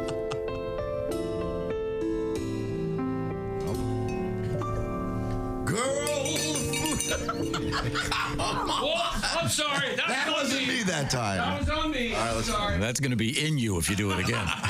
We got Start her up again. Third time's the charm. Ladies and gentlemen, Mr. Pat Godwin. Girl, the food was great.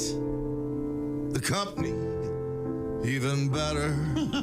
Why sit her all night long, going on about the weather.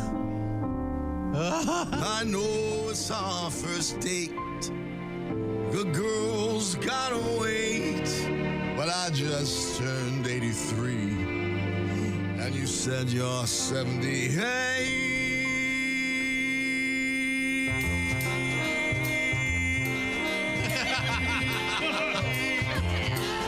The moon is full, you know what I'm thinking. Let's make love. We're older, we're shrinking, the hour's late. Let's just do it on our first date. Unhook your girdle and take off that face. Let's crawl into bed, cut to the chase. The is great. Let's do it on our first date.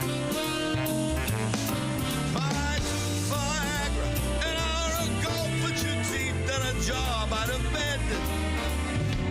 He here who's poking out, waking from the dead. I want you right now, so don't give me no lip. It's too late for your hymen, but I might break your hip. You got this, let's get to it on our first date. All right. The hymen's a membrane in the vagina. I had one worse. Hell, what's arthritis? Arthritis, thrombosis. Halitosis. It'll be great. Let's do it on our first date. That was all me that time. That's acute angina. We're too old to worry about moving so fast. So if you're wearing Depends, I'll just hold some of your ass. I may have Alzheimer's and repeat myself. I may have Alzheimer's and repeat myself. Your girl's weight all broad swing. You can take off your clothes, cause I can't see a thing. Let's do it on our first date. We're almost done. I may have Alzheimer's and repeat myself. I may have Alzheimer's and repeat himself. I actually have Alzheimer's and repeat myself. Hit it. I may have Alzheimer's and repeat myself on our one applied. First date. Good night, good morning. You've been great. Good afternoon. Oh, thank you very much. A great arrangement by Steve Ali. God, those horns. I hummed it to him. Those horns are so awesome. Thank you, Steve. That's a great song, Pat. I really enjoyed that. I like the heckling during it. Well, you know. It was earned. That's some hearty, fresh laughs. 2 false starts. Pat's new album is coming out real soon called Hotel Pool. We will let you know when it's around. Thank you very much. Right now, Chick McGee's across the way. Had you been listening to that on your Raycon earbuds, you would have enjoyed it even more. Is that correct? My goodness, yes. And we all love finding deals this time of year during Black Friday and Cyber Monday sales. Raycon, you know, doesn't have special sales because they're always at an amazing price, a swell deal. Premium audio every day of the year, but that doesn't mean they're not having any Black Friday sales. Oh, no. They're doubling down by offering Bob and Tom Show listeners up to 30% off site-wide. The latest model of Raycon's everyday earbuds includes new features like 32-hour battery life, multi-point connectivity, lets you pair with 2 devices at once. They also come with active noise cancellation. And even though Raycon's quality rivals some of the biggest names in audio, Raycon start at just half the price as the other guys. They've already an incredible deal, even before you factor in the Black Friday offer of up to 30% off site-wide. And their swell new colors, not just black or white. Raycon offers a 30-day happiness guarantee. You cannot lose. It's time to save big for Black Friday. Just go to buyraycon.com/Tom today and get up to 30% off site-wide. 30% off everything on Raycon's website when you go to buyraycon.com/Tom. Coming up, is that a hair on my Chinese food? Kind of. Therapy llamas, anyone? Okay. How about porta potties falling off a truck? That sounds like it's going to be a Pat Godwin song if I ever heard one. This is the Bob and Tom Show.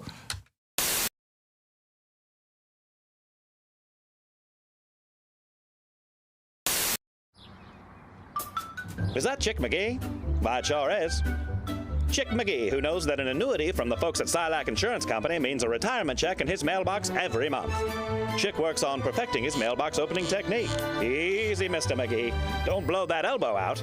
Chick isn't quite retired yet. He's just practicing for it. Because one day, Mailbox McGee will be taking his retirement the easy way. SILACINS.com.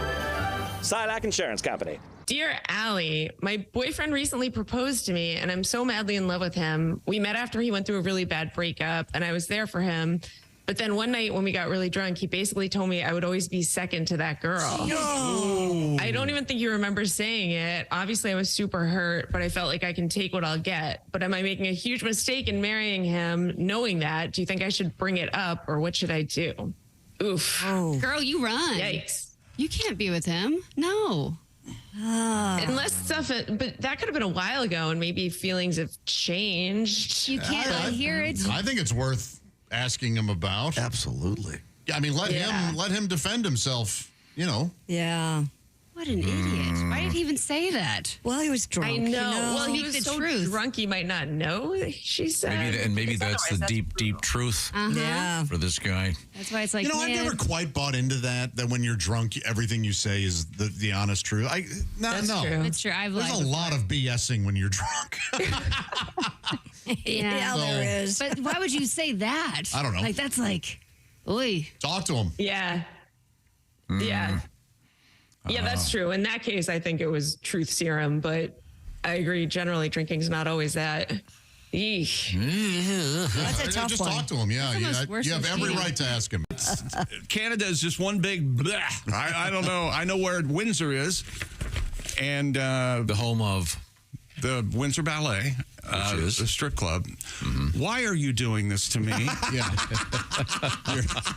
Shut up. I'm telling you. And Paul Schaefer's from Thunder Bay. That's trying to give your story something of a spine so that we can understand what's happening. Well, I'll see you tomorrow. Yeah, thanks, Tom. No, you're saying. Thanks, everybody. I don't know what happened to Chick. Well, you were acting like a puppet master and putting words in his mouth would that upset him? Yeah, I think it probably. Well, see, because this gets to my fundamental beef about naming teams. Why are they called the Los Angeles Lakers? Because they were the Minneapolis Lakers and they didn't change the name. Grow up, read a book. No, so were you assuming that the Edmonton Oilers used to be in Houston? It's a fair question, Chick. We don't know. I'm sorry. I missed your question. You were asking why they were called the Edmonton Oilers. Was there oil there?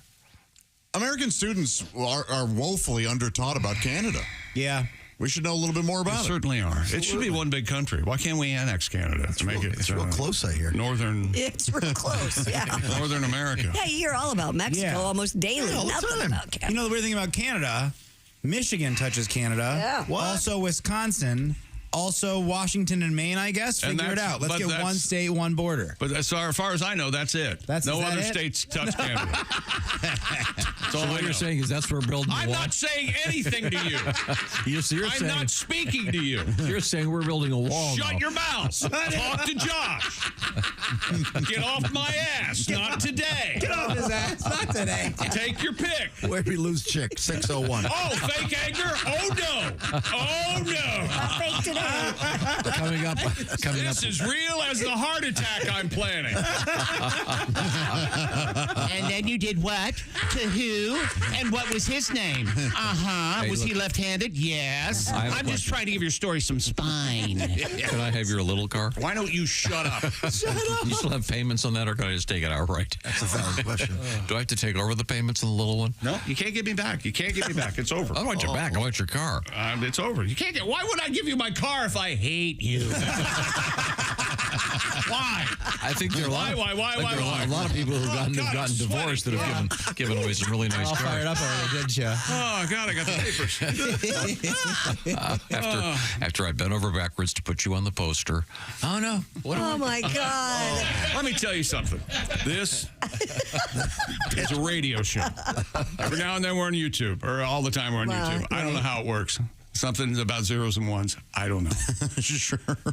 If you spent 1/10 of the time, this is serious. If you spent 1/10 of the time you do making posters, we would be on whatever.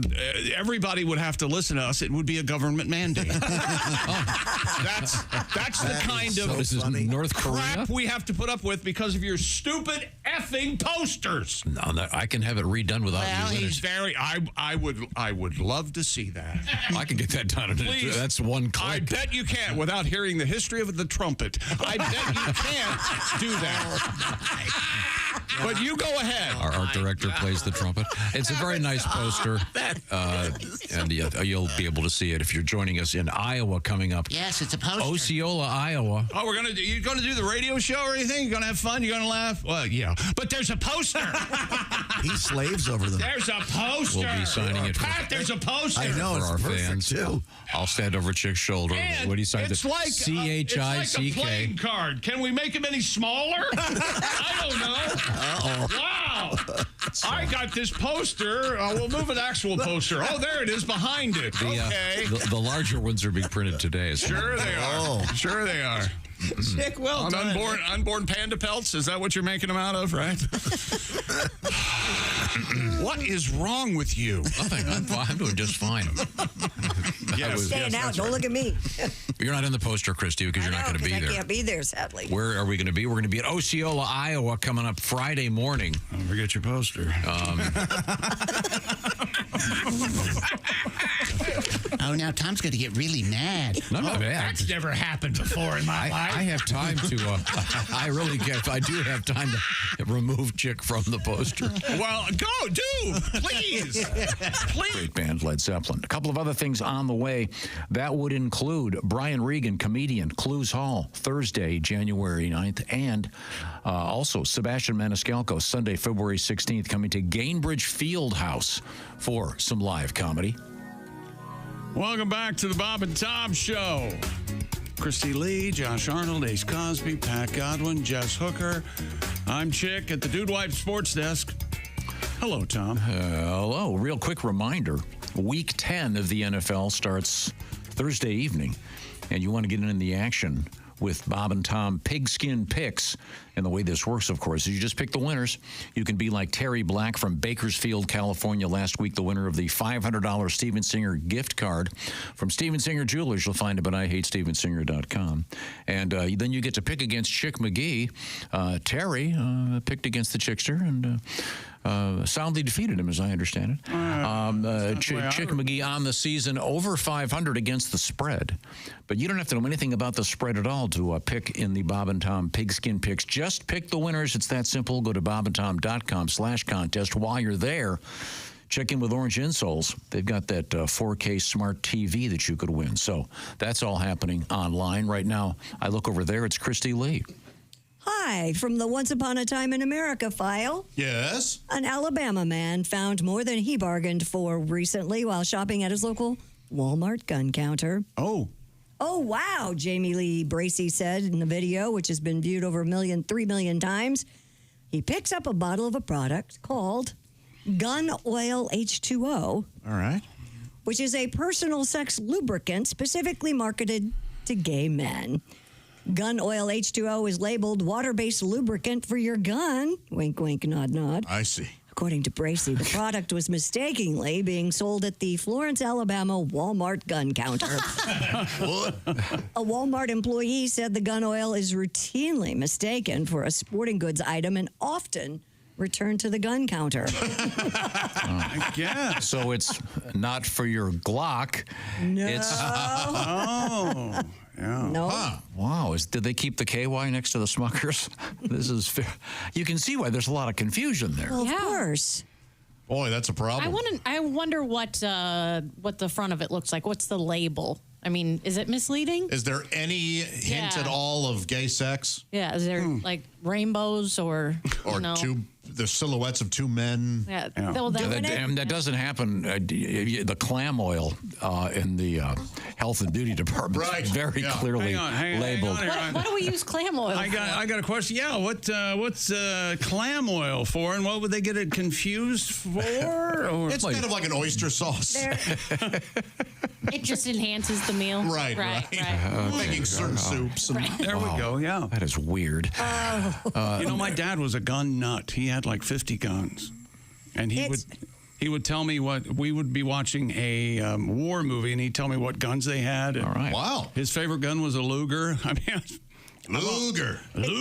It's kind of shaped like a bullet. Or a butt plug. Yeah, okay. Actually, it's very bullet-shaped, yeah. Oh, there it is. No, it also comes in a squirt model. You know what's funny? It really does not suggest anything sexual. Yeah, it's red, white, and blue. Now, we don't know what the label says. It says water-based lubricant, I believe. Yeah, why wouldn't you think that might be water-based lubricant? That's what it says. There is gun oil, right? Of course. Okay. But that would that stuff ruin a gun? Oh.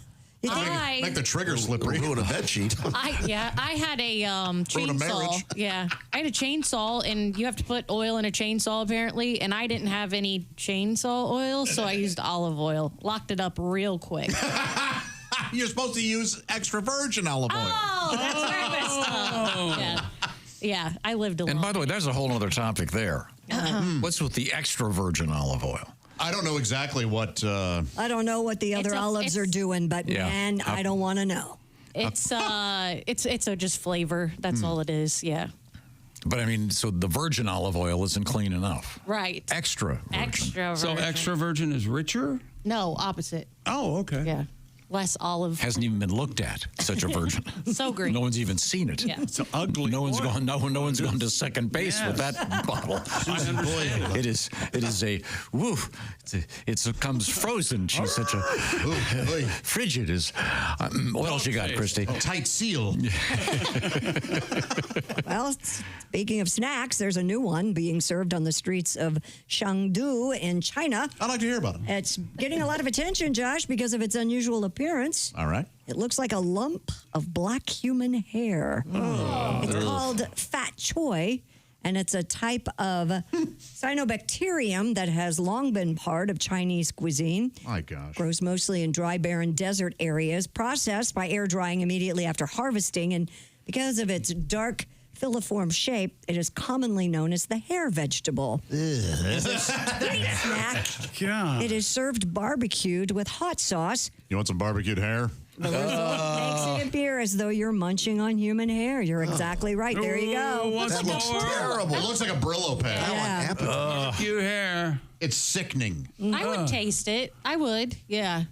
It looks like a bad toupee. Like my college girlfriend. Oh. Really? Nice. Oh, real hairy down there? 79. Back in the old days. Well, I can Eat that with the aforementioned clam oil. Yeah, if you don't like coconut, don't try that. You know how people. Oh, yeah. Is there any way that's good? I don't know. No. What are they doing over there? You have egg rolls. If you have to barbecue it and put hot sauce on it, I'm going to say no. It Wait a doesn't minute. taste good. When you lived in Korea, Yes. the good Korea, right? Did you just like stick to egg rolls and things you knew, or did you ever be adventurous? No, I was very adventurous. You're right. So, okay. Yeah. I mean, I tried everything once. Every night you would go try something? No, because what's the stuff they bury? Kimchi? What is it? Kimchi. Oh, kimchi. Are you sure it's not kimchi? That's a whole different thing. cheese. Oh. Were you ever out to dinner with friends and you were eating something? Go, man, this is really good. Do you know what this is? And they'd say, it's eyeballs from an anteater or something. No? No. The weird stuff, they would tell me right away what it was. So I would say, what is this? And they would say that is bundigi, which is the pupa of some insect. Oh. And I would go, well, I'll try it and go, well, I hated it, and then never have that again. Aren't sweetbreads like pancreas of cows or something? Yeah, internal organs, yeah. I thought sweetbread was strictly brains. Or No, is it brains? It's all internal, yeah. No, it's not brains. It's organs. And, yes, yeah. I've tried all that. Extra virgin olive oil. Apparently, I has never ridden a bicycle. Oh, okay, yeah. And the virgin olive oil has never ridden a horse. I see. That's the sorry, I didn't mean to step on What your happened joke. here is he felt like he left something on the table. He wanted to go back. Plenty of hymen humor. We already had this could be known as the hymen break. We had. Wouldn't that be great if there's a surfing place called the Hymen Break? More hymen? Coming up, we have a really interesting surfer story. Yeah. Actually, oddly enough, speaking there. Little surfer, little. That's uncomfortable. Station change. Thank you. Okay, we're coming right back. This is the Bob and Tom Show.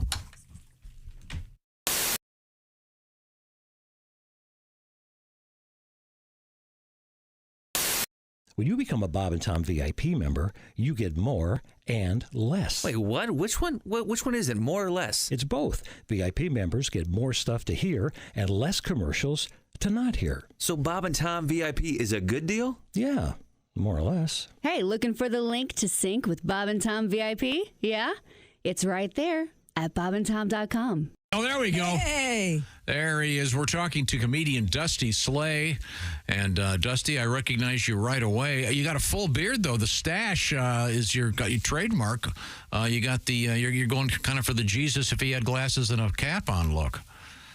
Well, I can't be rolling around out here beardless. I don't need people seeing this chin, you know? I see. Great to see you, Dusty. Yeah. Great to see you. I'm pumped to be here. Dusty Slay is a great comedian, and he's got a Netflix special that, as they say, was just dropped. I'll speak English. It was just released. Yes. You can see Workin' Man, which got us talking about the band Rush, Dusty, when we heard the phrase Workin' Man. Well, I'm a little bit of a fan, and someone said that I might get a call from them about some copyright thing with the name, and I said, I'd love to talk to them. Let's do it. Well, you've got a tour going, and Geddy Lee has a book coming out, so we're even. Dusty has an interesting background. You were a working man there for a while. You had some real jobs. Weren't you a waiter for a long time? Oh, yeah. Well, I worked a lot. My dad thinks I'm still in high school. I don't think he thinks I've ever worked a day in my life. He goes, what's this working man thing you're talking about? But yeah, I waited tables. I used to work in Charleston, South Carolina at a restaurant called Hyman's, which is located on the same block as a restaurant called Sticky Fingers. And, I'm not making that up, just telling you where it is. I remember that. It's a seafood place. Yes. Hyman's a beautiful seafood place. We've been there, too. It's great. It is great. Yeah. And you were a waiter there. Were you a good waiter? I think I was pretty good. I had a little bit of an attitude problem towards the end, but I think I was good, you know. People would come in there and they would ask for weird things. They'd be like, they'd be like, you know what? I haven't done this joke in a long time, and I even forgot the joke. They're like, these jokes are not on the special. I didn't forget any. They're like, what's a good wine with the fried catfish, you know? And I'm like, I don't know, a Budweiser? There we go. It's a hot joke. It's a hot joke. Dusty, you have done a number of the late night shows. Do you remember what was the first one you did? Do you remember? Very first late night, I did Jimmy Kimmel, and I never tell people to go watch that one. I feel like that one was not that good. The jokes are great, but I don't know how to prepare for a late night at that point. But my first Tonight Show, very good. Oh, cool. Well, let me ask you this. Since you've said that the Kimmel event did not go well, why don't you share? What was the first joke you did on it? Do you remember? Well, I did a joke, trailer park joke. I said, I grew up in a trailer park. We had a lot of fun, but I'm not sure why they call it a park. You know, there were no rides in there, no water slides.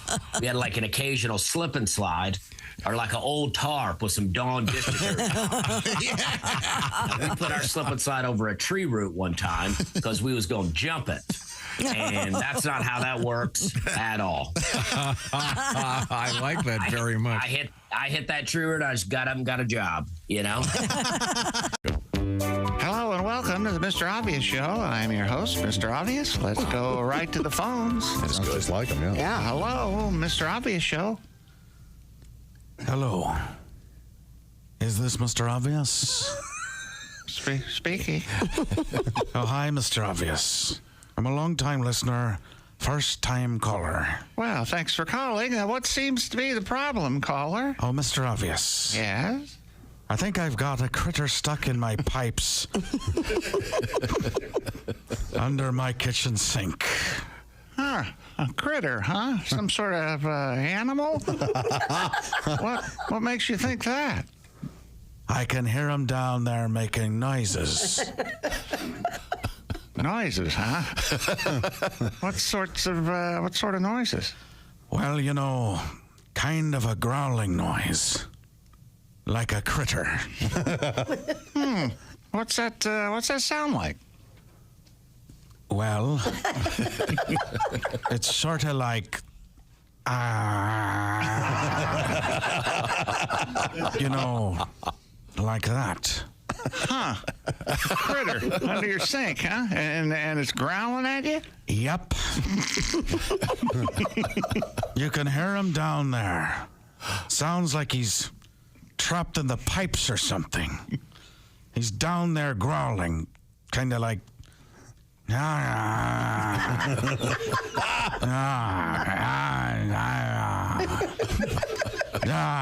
he padding the park? What's going on? I see. So this happens all the time? Mostly it seems like it happens after dinner. When my wife rinses leftover food down the drain. You can hear him down there eating. Eating? Yeah. Huh. You know, like that. Now, caller, is there anything else that seems to cause this growling? Well, now that you mention it, he seems to do it every time she flips that light switch on by the sink. Light switch, huh? Yeah. There's the switch by the sink. But it don't turn nothing on.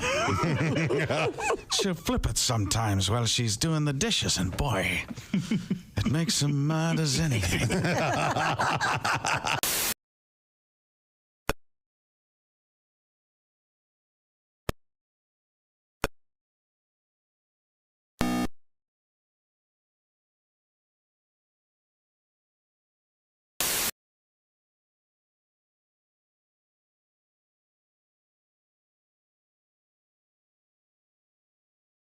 Hour 9 to 5 today as Monster Cash continues in the month of November. Coming up, a bonus Ace Cosby joke of the day. Welcome Welcome back to the Bob and Tom Show at the Silac News Desk. It's Christy Lee. Hi. There's Pat Godwin. Hey. He's over there getting ready to do a song. There's Jess Hooker. Hi. There's Josh Arnold. Hi there. At the I Hate Steven Singer sidekick chair. Yep. There's Ace Cosby. Hey. I'm Chick McGee at the Dude Wipes Sports Desk. And here's Tom Griswold. Well, thank you very much. Fresh from yawning. Apparently, I was saying something that made you yawn. Did you not sleep well last night? Kind of that defines me being fatigued. You're talking. Now, let's once again, Mr. McGee made a request this morning, and your wish is my command. You requested a special bonus edition of the Ace Cosby joke of the day. Yes, I did. Sexy man with a deep voice. Ace Cosby, here he is with his joke of the day. My girlfriend, she's a horrible cook. Oh no. Yeah, she uses the smoke detector as a timer. But seriously. I love it. That is very fun. Thank you very much, Ace. Now we return to the Silac Insurance News Desk with Christy Lee. Therapy llamas are now working at Portland International Airport to help anxious travelers. Of course. Benji the llama and Captain Jack the alpaca visit the airport every few weeks. Alpaca? The airport's Alpaca bag, and then I go to the airport. Don't you mean Jacka, the alpaca? It's part of the airport's animal therapy program. Travelers often stop to line up and have their picture taken with the animals. With some visibly have some moved by the spit in their gin and experience. tonic. You think an alpaca would spit in your mixture? No. A few brave people have been opted to do a carrot kiss, which involves the animals hacking a carrot out of a person's mouth. Perverts. Aww. God knows how much. Hey, why are you painting your penis orange? Getting from a llama. Wouldn't there be a lot of foul germs inside a llama's mouth? I'm just said. Who knows? I mean, a dog's mouth is cleaner than a human's. That's what they say. Who says that? Dogs. They Scientists. say. Is that before or after they've had a big pile of poop? I know. I don't get it, but that's what they say. I'm not sure who they are, but Does your dog lick you on the lips? I don't allow it. Come here, dog. Lick my lips. I chat with the dogs often. They don't kiss you? No, they lick me constantly. All right. I don't like. Lick my legs. I'll be at dinner, and all of a sudden I feel this tongue on my leg. What's happening down there? Do you use peanut butter? No, I don't. Spread it on. I love sucking a dog. Now you're a big llama person, Christy. I am a big llama person. I'd like to see my little llama. I thought it was an alpaca. This is an alpaca. Raise an from alpaca. Frost Farm Alpacas in Wisconsin, who sent you the balls. Frost Farm. Now this is Portland, Oregon. Yeah, of course. Portland, Oregon has need for emotional support animals at their stupid airport. Well, isn't that just a city of hippies? Yeah, homeless weirdos. Is that what you're saying? Okay. No, Portland's a beautiful city. Yeah, I know. It's just a shame the people who live there do. We're not on there, are we? We're not going to be. There's no way. Yeah. I can't remember the airport, but I was at an airport recently where they had a dog. Gosh darn it! What are those big black dogs that look like bears? Oh, I know. Newfoundland? Newfoundland. Those are cute. Yeah, they had a Newfoundland that was like that. Was walking through the airport as like a stress reliever dog. It was so sweet. You could pet him? Yeah. That's a great idea. You could pet him, and he was the sweetest dog. So nice. I can't imagine an alpaca walking through the airport, though. That would be... They don't... How could you can't...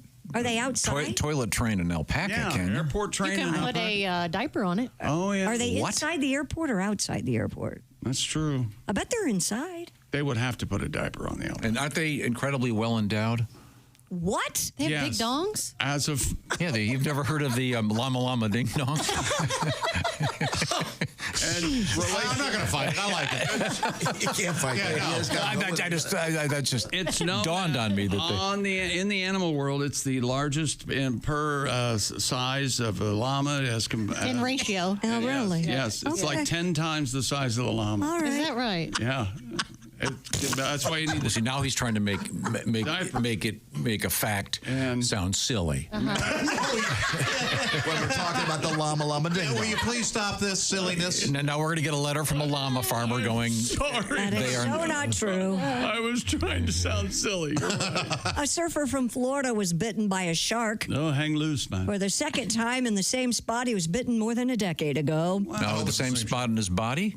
Cole Tashman told USA Today. Good question. He was surfing with friends at Bathtub Beach in Stuart, Florida, when an 8 or 9 foot either bull shark or tiger shark came up behind him and snatched his feet. Which is it? What? Could be 8 feet, could be 9 feet. The 28-year-old fishing charter captain was hospitalized after 3 of his tendons were completely torn. 1 was partially torn. 3 of my tendons were completely torn. The second time he was bitten by a shark at Bathtub Beach back in 2013. That's his time? When he was 16, a black-tip reef shark bit his right hand. A black... Oh, same location, not same place. No. He said So black tip. Once bitten, not twice shy. Same place, same time, same bat channel. Black That's crazy. He said both attacks occurred at the same beach, same exact rock, same place, same reef, same everything. Wow. Almost 11 All right, years we apart. get it. Talk about deja vu. That You know, that almost negates llama dingo. You took the beauty of llama dingo. I'm choosing to remember llama dingo. That's fine. A gorgeous piece of business.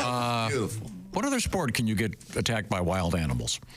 Hunting? I guess, I suppose hunting, that makes sense. Skiing. Yes. There's a bear on the slopes. Yeah. Rarely, of course. Snowmobile? No. Dog racing? I suppose you could get maybe attacked by a moose or something. Yeah. Okay, all right. If you ever saw a bear while you were skiing, you'd be done, wouldn't you? No, I've seen bears in the wild.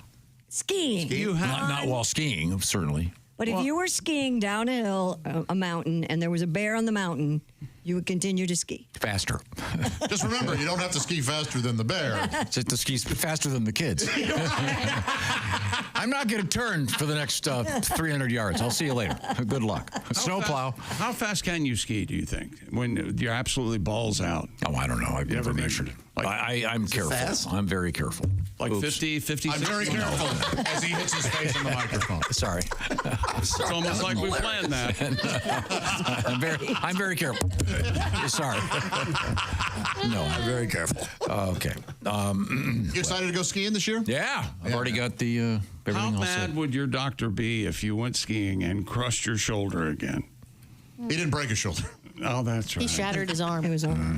Do you wrap it up in bubble wrap when you go down? Nope. I've got a piece of metal from the top of my shoulder to my elbow, so it's not going to break again. We should strap a GoPro to you while you ski. Oh, yeah, we can find out. Now you want something to go viral? Yeah, there you go. Who said I want something to go viral? I just wanna said see it. I that, think though. I You're flying recognize down my the hill. voice. I know it's okay. And you can buy these magnetic things. I've seen the guys have them strapped to their You know what we could do? helmet. I don't know. I would never watch We it. could have you GoPro go skiing, and then we could have me and Josh GoPro eating a pizza, watching a hockey game. In front of a fire. That would be nice. You could. Tom's doing this. Chick's doing this. See me building a fire at the compound? Yeah. Christy, what would you do if tonight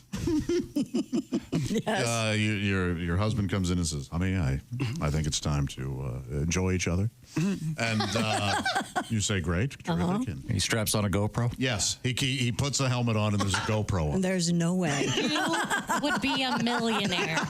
You're not gonna. There's no way. And he goes, "This is just for my private files." No. Even if he said that, just for us. Nope. What if he didn't have the helmet, but just taped it to his forehead? No. What about if he could guarantee you $100,000 compensation? Nope. iPhone silent. $100,000? No. I'd have sex with him for $100,000. I'll call him and tell him. All right. You would sell a sex tape for money now? Right now? How much are we talking? Come on. It wouldn't hurt your career. No. It would enhance it. Oh, sorry, he used the word career. I know. I can't get used to it. Don't you have a philosophy? And I've lived by Write your anything. philosophy. Don't write anything down. Deny. I know. Yeah, and no photos, no videos. Don't write anything down. Well, that's when you were both serial adulterers. Now that you're... You know what? Now you're grown up. Yeah. You know what? He's exactly right. No, I've never. See, I've always said, though, it's like these impossible scenarios, and people really don't think. Right. You're going to get $100,000 for doing this. I'd have to think about it. That seems low these days. That's way low. Maybe $250. Then once the federal government takes their bite out of it. Yeah. There's that new tax. Yeah. No, they just made it part of the tax base. Yeah. Oh, no, there's a surtax. And a madam tax. Sir Ding-a-ling. Sir Llama Ding Dong. Sir Llama Ding Dong. All right. Hey, coming up, we've got... Mama put her foot down. Wrap it up, boys. Mama's done talking about this. I loved that. All right. Mama ain't doing no GoPro.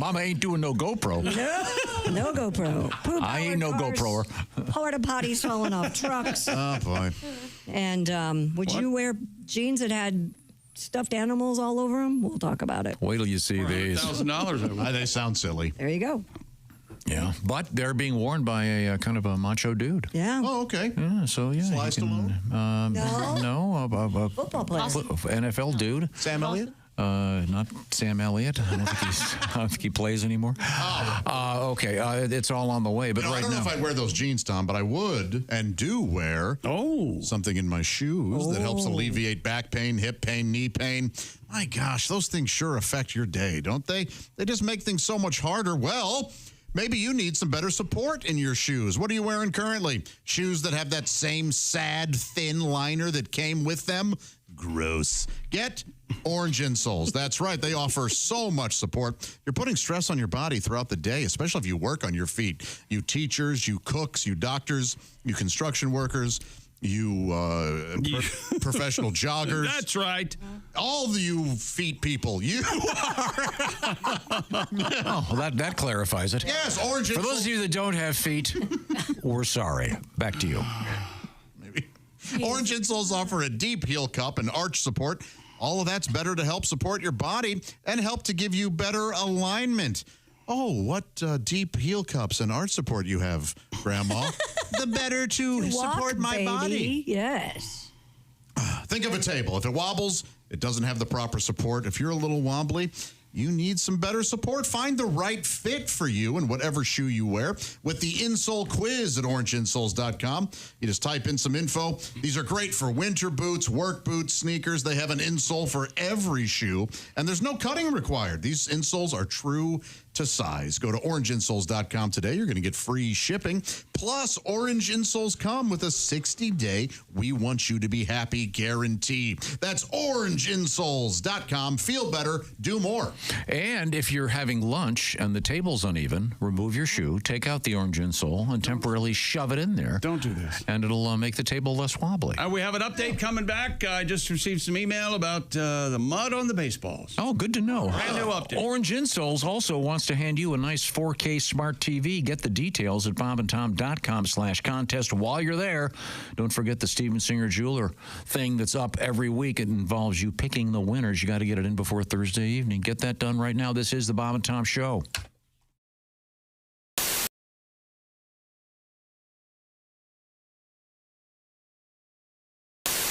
My parents are fighting. Oh. Uh-oh. I'm sorry to hear that. They're fighting over the dryer. My mom says we need a new dryer, and my dad says we don't. And the fights are getting mean. I think they're going to start taking out those political attack ads against each other. Oh, cool. Oh, yeah. Colleen Warren wants a new dryer. We don't need a new dryer. Colleen Warren wants to waste our money. Money that could be spent on a new security system for this home. Colleen Warren wants terrorists to invade our home. This ad was paid for by me because I'm the one with the damn job in this house. Jerry Warren says the dryer isn't broken. Just like he said the air conditioner wasn't broken, the car wasn't broken, and our son Greg's arm wasn't broken. Haven't we had enough of Jerry Warren? This ad was paid for by Jerry Warren, and he doesn't even know it. All right, where's my big bowl? Hey, Josh, new orange insoles are in with that deep heel cup. You should see how deep this heel cup is. Deep heel cup, you say?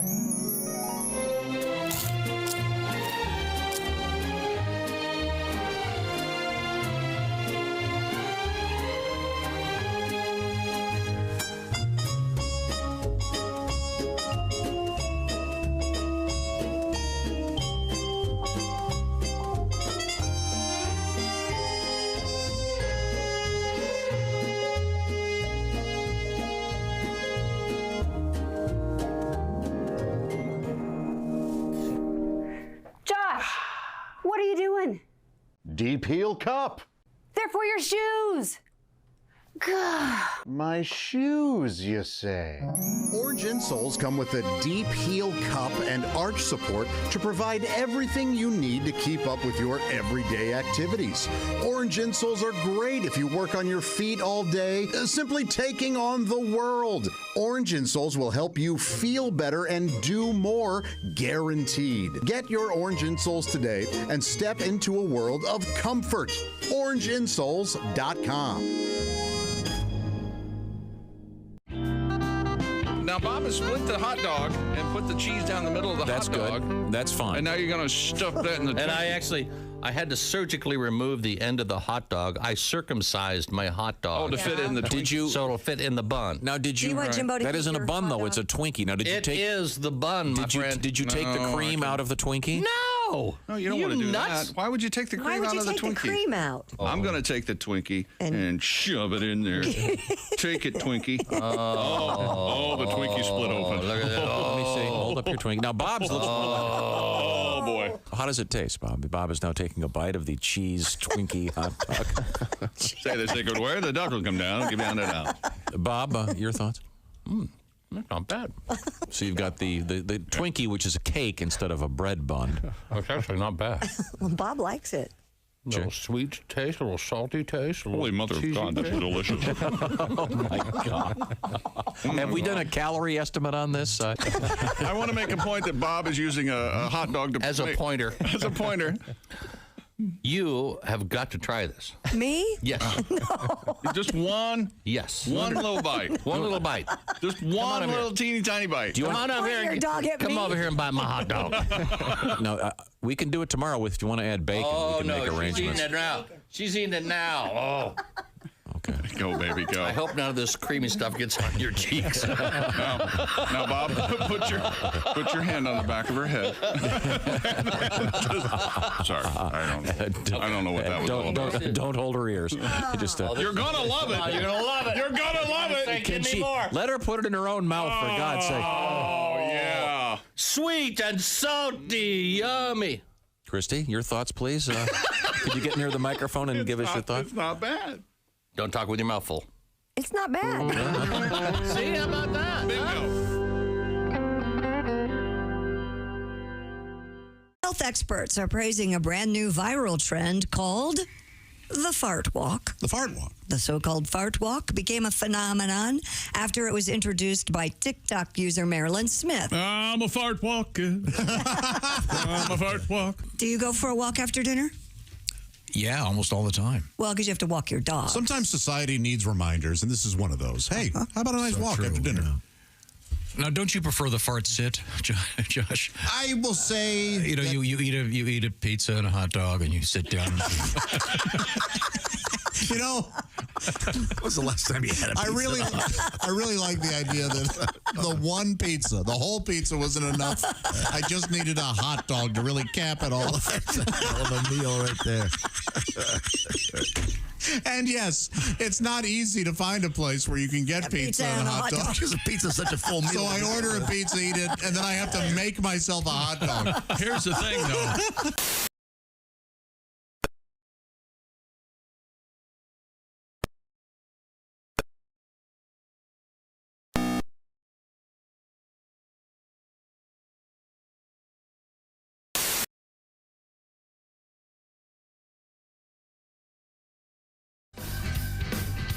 Hey, welcome back to the Bob and Tom Show. Tuesday starts the weekend. Yeah. How about that, Tom? How about that? That's very good. How about that? I'm implying that the excitement of a weekend will be coming our way. All right. Let's see now. We have Mr. McGee manning, I use that term semi-loosely, the Dude Wipes Sports Desk.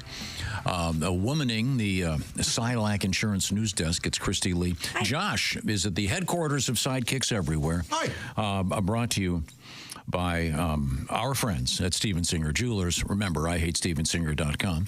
And Christy Lee, once again, over there with her cap on. What's going on over there? Hey, teddy bear jeans have become the surprising internet fashion hit of the year. Now, this is really, when they say fashion hit of the year, they're like 3 people wearing these things. Fashion designer Chad Nazem created Nazam. They call him the Chasm. Nazem the Chasm. Created the jeans that feature a total of 200 tiny stuffed animals sewn along the pant legs. Now, Tom, the plushies are hand sewn by a team of sewers, including Mr.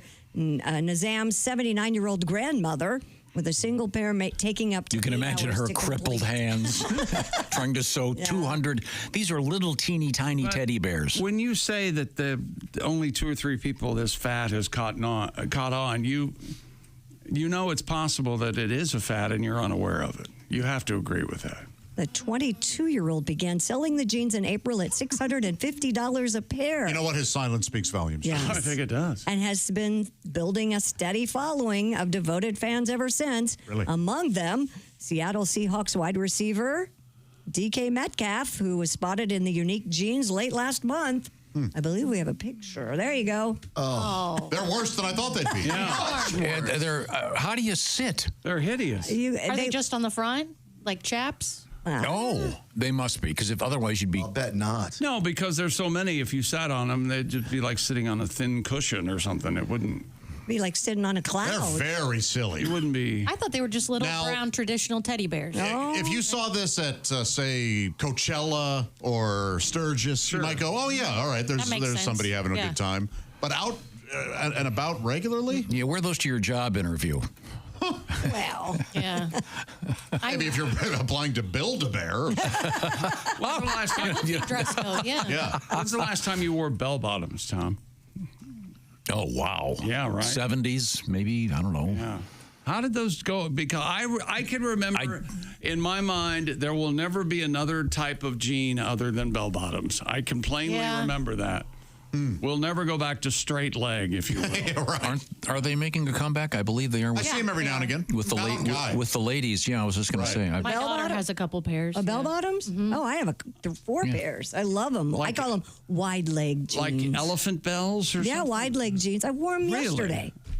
That's how much you pay attention. It's okay. I don't know. So anyway, teddy bear pants. They look kind of cool on DK Metcalf, I got to tell you. Well. Yeah, kind of.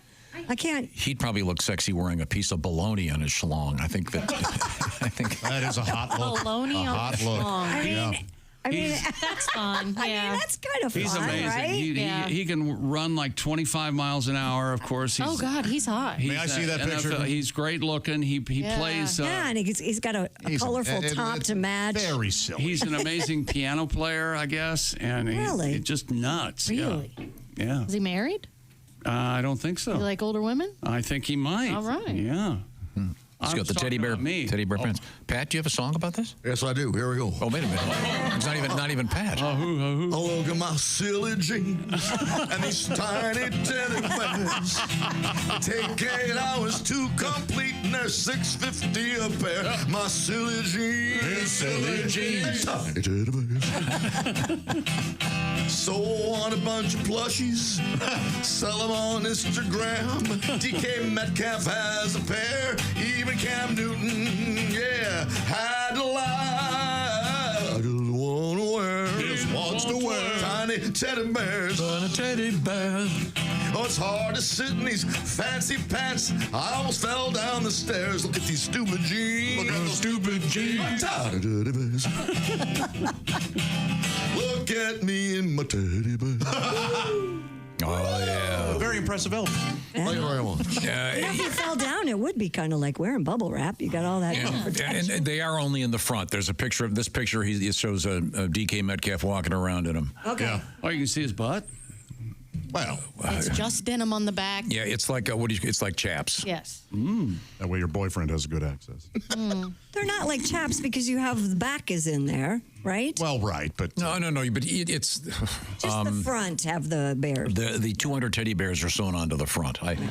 Yeah, this is something you could you could do this as a project if you wanted to do this at home. See, this is where he starts to talk to us like we have making baskets at the insane asylum. Do you hear? Do you want us to make a pair? Yeah. No. Would you like to make a pair? If you could put 200 of anything on a pair of jeans, what would it be? $100 bills. $100 bills. Thank you, Pat. You beat me to it. There you go. $1,000 bills. Okay. They don't make $1,000 bills anymore, right? No, sorry. Banknotes. I can get you some. Oh, really? Yep. Are they hot? They are hot. Who's on the 1,000? I believe it is James K. Polk. I'd bet you $1,000 it isn't. Salmon P. Chase. I know who's on the 5,000. Mr. Rockefeller. Who's in the 5,000? James Madison. Is that true? Yeah. Oh, I didn't know that. It's an obscure joke from a great movie with Elliot Gould. Oh. It's Love him. obscure, all right. Oh, no, it's a terrific movie. What is it's Philip Marlowe. The Long Goodbye? Long Goodbye, yeah. Salmon P. Chase is on the $10,000 bill. I'm sorry. Who's on the 1,000? I haven't looked it up. They're not in circulation, though, anymore. Is that correct? I think some of those bills are only for banking purposes. Take your time. I think you can only get $100. Isn't that the highest bill you can get? Yeah. My Grover Benjamin. Cleveland. I told you. Is on the 1,000. Grover. You did not. You said James K. Polk, you liar. You guys heard That's me my wrong. favorite president.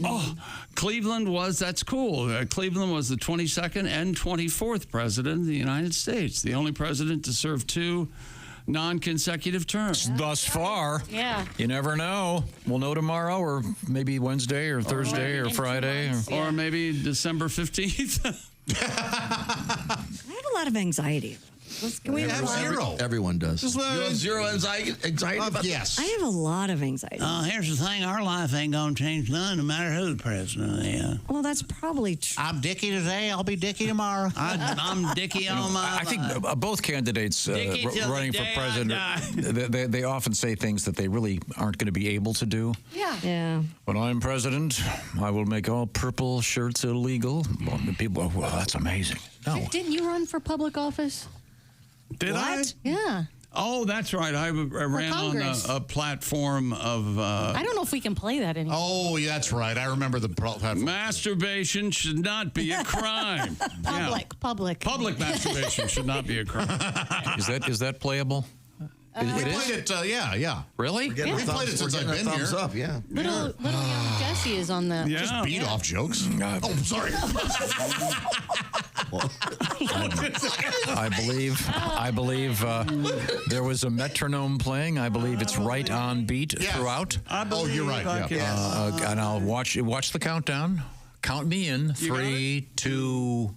The following is a paid political announcement. Where have you been? I haven't seen you in a while. I've been in jail. Whatever for? Excessive masturbation. I can't believe the laws in this country. You got that right. That's why I'm voting for Chick McGee for Congress. Chick McGee? Never heard of him. You've never heard of Chick McGee? Why, he's the Rosa Parks of excessive public masturbation. You mean he did it on a bus? I'm not sure, but probably yeah. Well, I guess he does stand for the little guy. Not like his opponent, Jack Wilson. This year, I think I'm going to vote Jack off the ballot and pull the handle of Chick McGee for Congress. Hello, I'm Chick McGee, and I'm running for Congress in your district. Masturbation is no crime, and I promise you that as your congressman, I'll take a hard stance in Washington. right after I take a nap. This message paid for by the friends of Chick McGee, Paul Rubens' treasure. Oh, yeah. There you go. So Tom has always made sure that there is a serial masturbator on the show. Right. Oh, yeah. That's exactly right. You didn't know that when you got on board? Hey, you took Chick's spot. I also liked porn at that time. Yeah. Okay. We didn't hit the eating too much. Right. But yeah, everything And else. you haven't got pegged with the bus stop. Oh, pegged was sorry. the bus Oh, station. I mean, Saturday night at the bus station. Oh, I hit him with that occasionally. Oh, okay. Yeah, he has mentioned. That's a classic. Yeah. Certainly. Yeah. That's evergreen. Now, we return now to the Silac Insurance News Desk with Christy Lee. Hey, a new copyright rule will now allow McDonald's restaurants to fix their broken ice cream machines. Before this week, most of the McDonald's ice cream makers could only be repaired through the machine's manufacturer, and it was illegal for third parties to break the digital locks on the machines to fix them. All right. This ultimately led to the machines becoming the butt of jokes about their unreliability. We have the app that shows you where the machines are working and where not. Now a new rule allows outside vendors to fix retail-level commercial food preparation equipment, including McDonald's ice cream. Yeah, this is you can go into the weeds on this one, but it involves lots of different things. There were certain farming devices and heavy machinery that they cannot be fixed except by the manufacturer. Was it a union deal or was it a... No, it was a kind of I think it's like software patents. Oh, like a proprietary... Digital proprietary access. Interesting. And so there were... I read about farmers would be stuck in a field and they couldn't get it to be fixed because they couldn't get their guys were too busy fixing the other. I don't know. Man. So now this should be happening less? Apparently now that I guess someone apparently will start a company that has access to the code. I guess that's what it sounds like. There's some kind of a code to get in. I always thought it was just the employees. Ice cream makers are a pain to clean. That's what I had always heard. Yeah. Okay. And I had heard from a McDonald's employee, a buddy of mine who managed one. Yeah. Who said, and I am a serial McDonald's ice cream cone eater. They are. Me too. McDonald's ice cream is a delight. It's and they're really good. they're relatively healthy. If you want a quick snack, they're not bad. Okay. You're better. Comparatively, you mean? Yeah. Yeah. They're not too many calories, and they're delicious, and They are good. Yeah, one of my favorite stories on this show does not involve the ice cream machine, but it involves McDonald's French fries. Remember the guy that had a dog that would not get in the car? He could never get his dog to get in the car for any reason. So finally, he put the dog in the car, drove to McDonald's, got an order of fries, gave them to the dog. Did that 3 or 4 times. Now, every time he wants to get in the car, the dog hops in, of course. Yeah, it has to go to McDonald's, though. And if you've had McDonald's fries, what's wrong with that? That seems like a great idea. And now maybe he'll be able to get an ice cream cone, too. Even Julia Childs loved McDonald's fries. Oh, they're good. Yeah. They're delightful. And they were the best fries out there. They've got it down. There's a reason. But anyway, this involves something called, here I've got it, the Digital Millennium Copyright Act. Interesting. Making it illegal for third parties to bypass digital locks on copyrighted material. So I know it sounds a little bit legalese, et cetera, but this may get your favorite McDonald's get their machine back up and running. I'd always heard, too, that their Coca-Cola is so great, and it is. Yeah. I think McDonald's has the best fountain Coke. It's because their machines are calibrated by Coca-Cola employees. Isn't that interesting? Okay. I didn't know that. Well, that's handy. So you're going to get That's them. why everybody in front of me in line is getting Coke at the McDonald's. It's that's so it. good. That's like all they get. Yeah. I'll have a large. I'm like, what? Yeah. Okay. And I think oftentimes they're just $1 or whatever. But yeah. Anyway, I just hope they can McHurry and McFix the McMachine with the Mc ice cream. Okay, You're good. doing cute work over there. Yeah, that's fine. That's cute. A company in Australia has created a so-called poop-powered car. Did we talk about this? The experimental Mitsubishi was created in cooperation with... It rhymes with Mitsubishi. Yeah, Queensland Utilities at their sewage treatment plant in Oxley. This vehicle is powered solely by electricity generated from the waste gas of approximately 300,000 Brisbane residents. The utility spokesman said the company was investigating how to purify the gas so it could be a standalone product Currently, the fuel extracted from human waste is just All right. 60% pure. We got it the first 6 times. Whereas it needs to be 98% pure to power a car. A utility. This is a scam. So this is. I knew this was a scam. These are electric vehicles, but the electricity is being generated by methane. I'm assuming it is. So Why it's is it a scam? Well, because you're not. Is the car going? You're not putting defecant, if you will, in the tank. No, they're using you the sorta gas. are. Well, The no. utility company eventually hopes to one day power its 300 vehicle fleet through renewable energy. So which is it? Methane is terrible, or it's being used to save the planet? It sounds like it's being used to power batteries for these cars. But again, I thought the idea was less methane. It's not like, fill up on Mexican. We got to gas the car up before we can make it to Kankakee.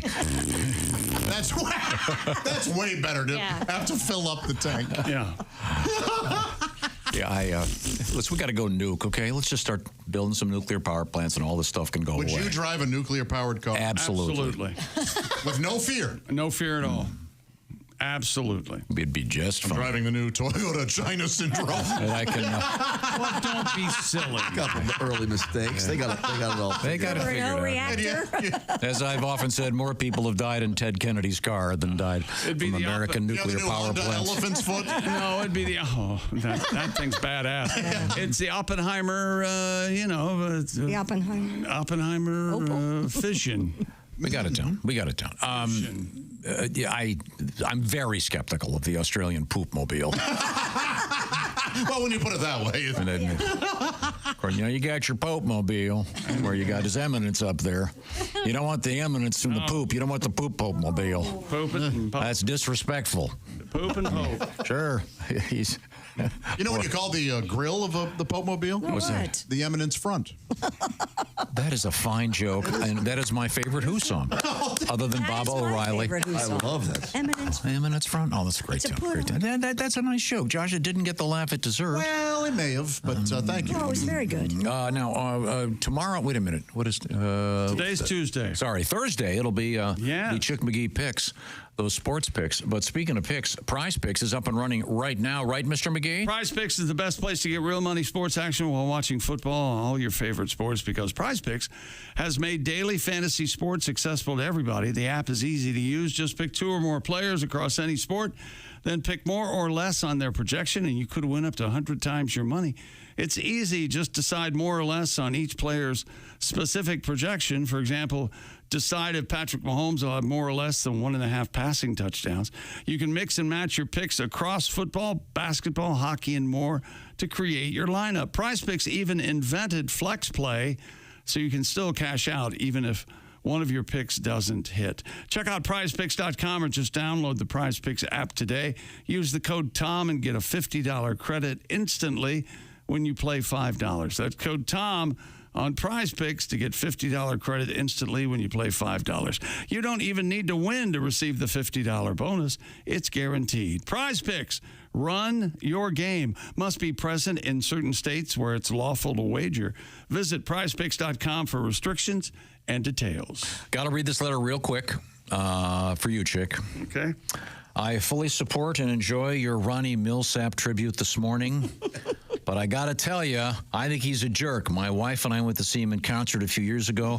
She waved at him the entire show. He never looked back and waved. Oh. What a jerk. Thank you, Rick. Okay, we've replaced Ronnie Milsap with... Do you know what this song is? Eminence Front? Yeah. Yeah, it is. It's a lot of intro here, though. Oh, here we go. Oh, yeah, there we go. Oh, great. Yeah. So good. Pete Townsend, genius. Remember what it says on the cover of this album? Keith Moon sitting in a chair backwards. Oh, I do. Not to be taken away. Yeah. And yet he was taken away too soon. Wait a minute. Isn't that... This isn't Keith Moon, is it? Isn't this... He's on the front of this album, No, I he's think. not. No. This is a later song, This is isn't it? on It's Hard. It's hard. Oh. Great tune. But yeah, no. Shuffle beat. Yep, that's Keith Moon. This is the guy from the Small Faces on drums, right? He's got a really small face.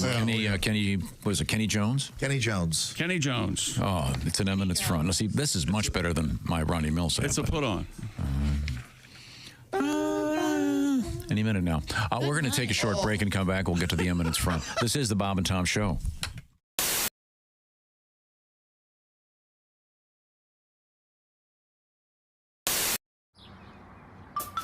Is that Chick McGee? Why, it sure is. Chick McGee, who knows that an annuity from the folks at Silac Insurance Company means a retirement check in his mailbox every month. Chick works on perfecting his mailbox opening technique. Easy, Mr. McGee. Don't blow that elbow out. Chick isn't quite retired yet. He's just practicing for it. Because one day, Mailbox McGee will be taking his retirement the easy way. SILACINS.com.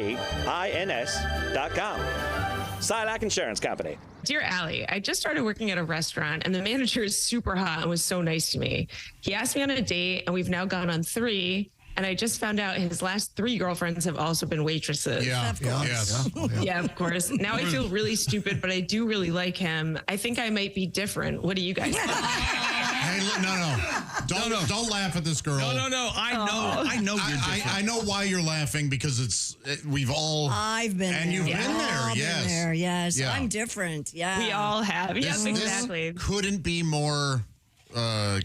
What do they call that? Central casting. Yeah, I mean, this is most restaurant managers pull this. Yeah, you're not different, and as soon as the next hot waitress is. But there's no reason for you to feel stupid. There really isn't. Yeah. You can keep having fun, right? Sure. Right? Yeah. And the reason this happens is economic. And it's because if you've ever been in this business, you know that the managers all end up quitting and becoming waiters because they make more money.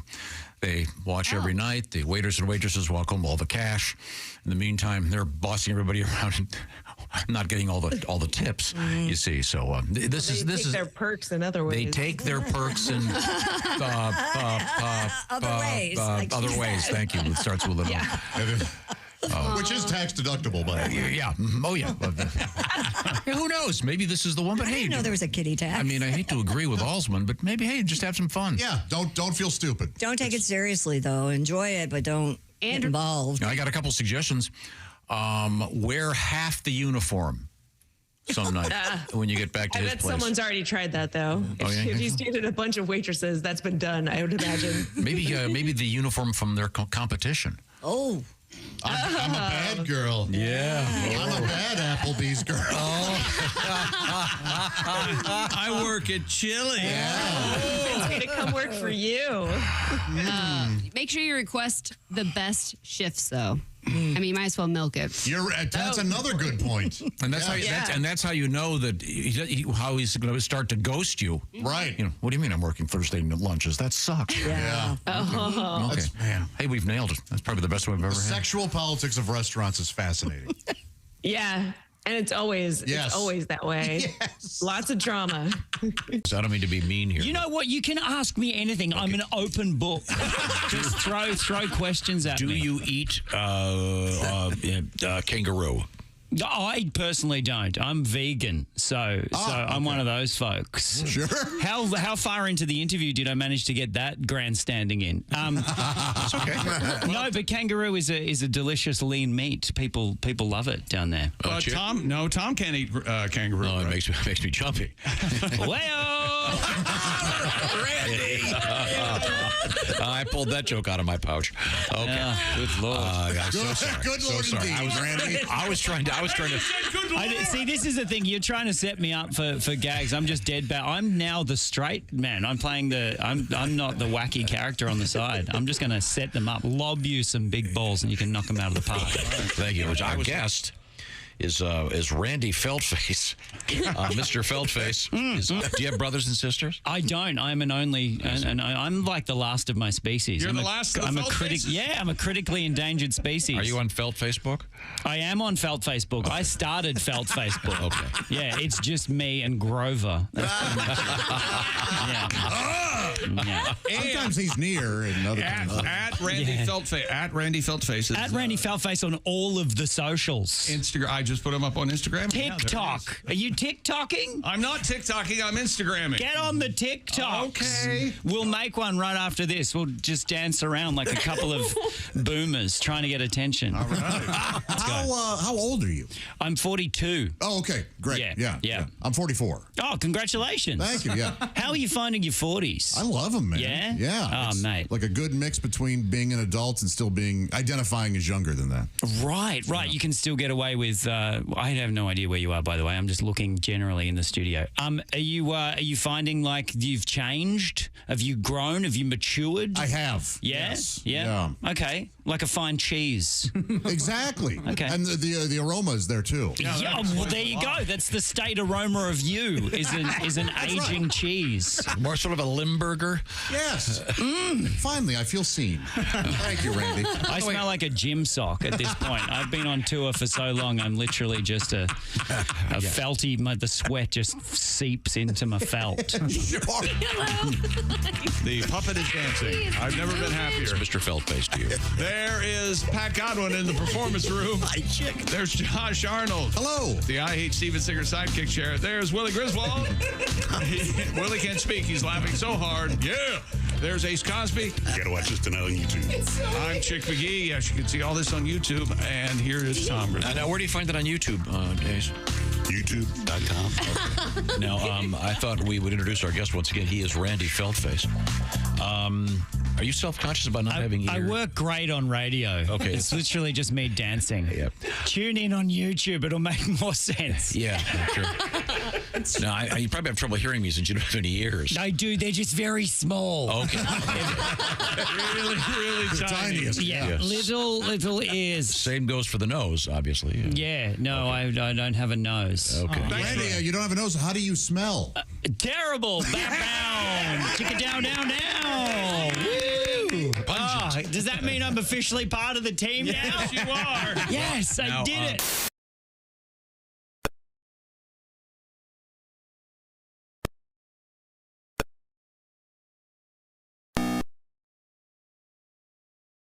Oh, circus peanuts are my favorites. Are they really? Your dad liked circus peanuts. He did. The staler, the better. Isn't that adorable? He'll never be your father. You know that. And he's not coming back. Welcome back to the Bob and Tom Show. What the hell? What? Mine's not either. Don't rescue him. Mine's not either. Let him suffer. Let him suffer. It was so crazy. Okay, where were we? Raise your hand if you're dead. Okay, welcome back to the Bob and Tom program. Thank you very much for joining us. That's my dad. Let's see now. We'll go in the order of the living. Jess Hooker's over there trying to save the show. Well, thank you, Jess. I appreciate the assistance. Hi, Dave. Pat Godwin's right over there. I can see him. Let's see. Christy Lee is at the Silac news desk, hand not up. Josh Arnold's at Sidekick headquarters right over there. Hi. This is Tom speaking. What are you Ace doing? Cosby's over there. Chick McGee's at the Dude Wipe Sports Desk. Why do you feel the need to do this? We don't have to. Because I was trying to change this topic, He's which you brought stalling. up just prior to the election day, of course. I thought we'd feature something kind of about the election right now. Here we go. This is my friend, comedian Greg Warren. Comedian Greg Warren is here in the studio with us. Now, Greg, we've learned about your love life. That didn't take long. What else is going on? How's your family? My parents are fighting. Oh. Uh-oh. I'm sorry to hear that. They're fighting over the dryer. My mom says we need a new dryer, and my dad says we don't. Mm-hmm. The fights are getting mean. I think they're going to start taking out those political attack ads against each other. Oh, cool. Oh, yeah. Colleen Warren wants a new dryer. We don't need a new dryer. Colleen Warren wants to waste our money. Money that could be spent on a new security system for this home. Colleen Warren wants terrorists to invade our home. This ad was paid for by me because I'm the one with the damn job in this house. Jerry Warren says the dryer isn't broken. Just like he said the air conditioner wasn't broken, the car wasn't broken, and our son Greg's arm wasn't broken. Haven't we had enough of Jerry Warren? This ad was paid for by Jerry Warren, and he doesn't even know it. Thank you very much. A little bit of Greg Warren, a little politics for you. Right now, it's time to examine the history of the universe.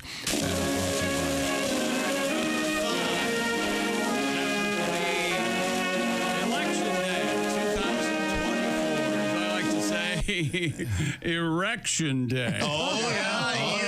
Now, you'll loudly announce that in line to vote, right? Oh, I'm here for Erection Day. As you'll be subdued by security. How about you? 1492. Columbus, got to be Columbus. Sailed the ocean. Yeah, Got but to be Christopher Columbo. I don't know how they know this. on this specific day, apparently. Well, he wrote it down. He was learning about harvesting and growing maize in Cuba. All right. What? They know on November 5th, 1492. Yeah. That's what he was doing. That's what he was doing. They documented everything back then. Well, what day? Had he already been to the United States? That was Columbus Day.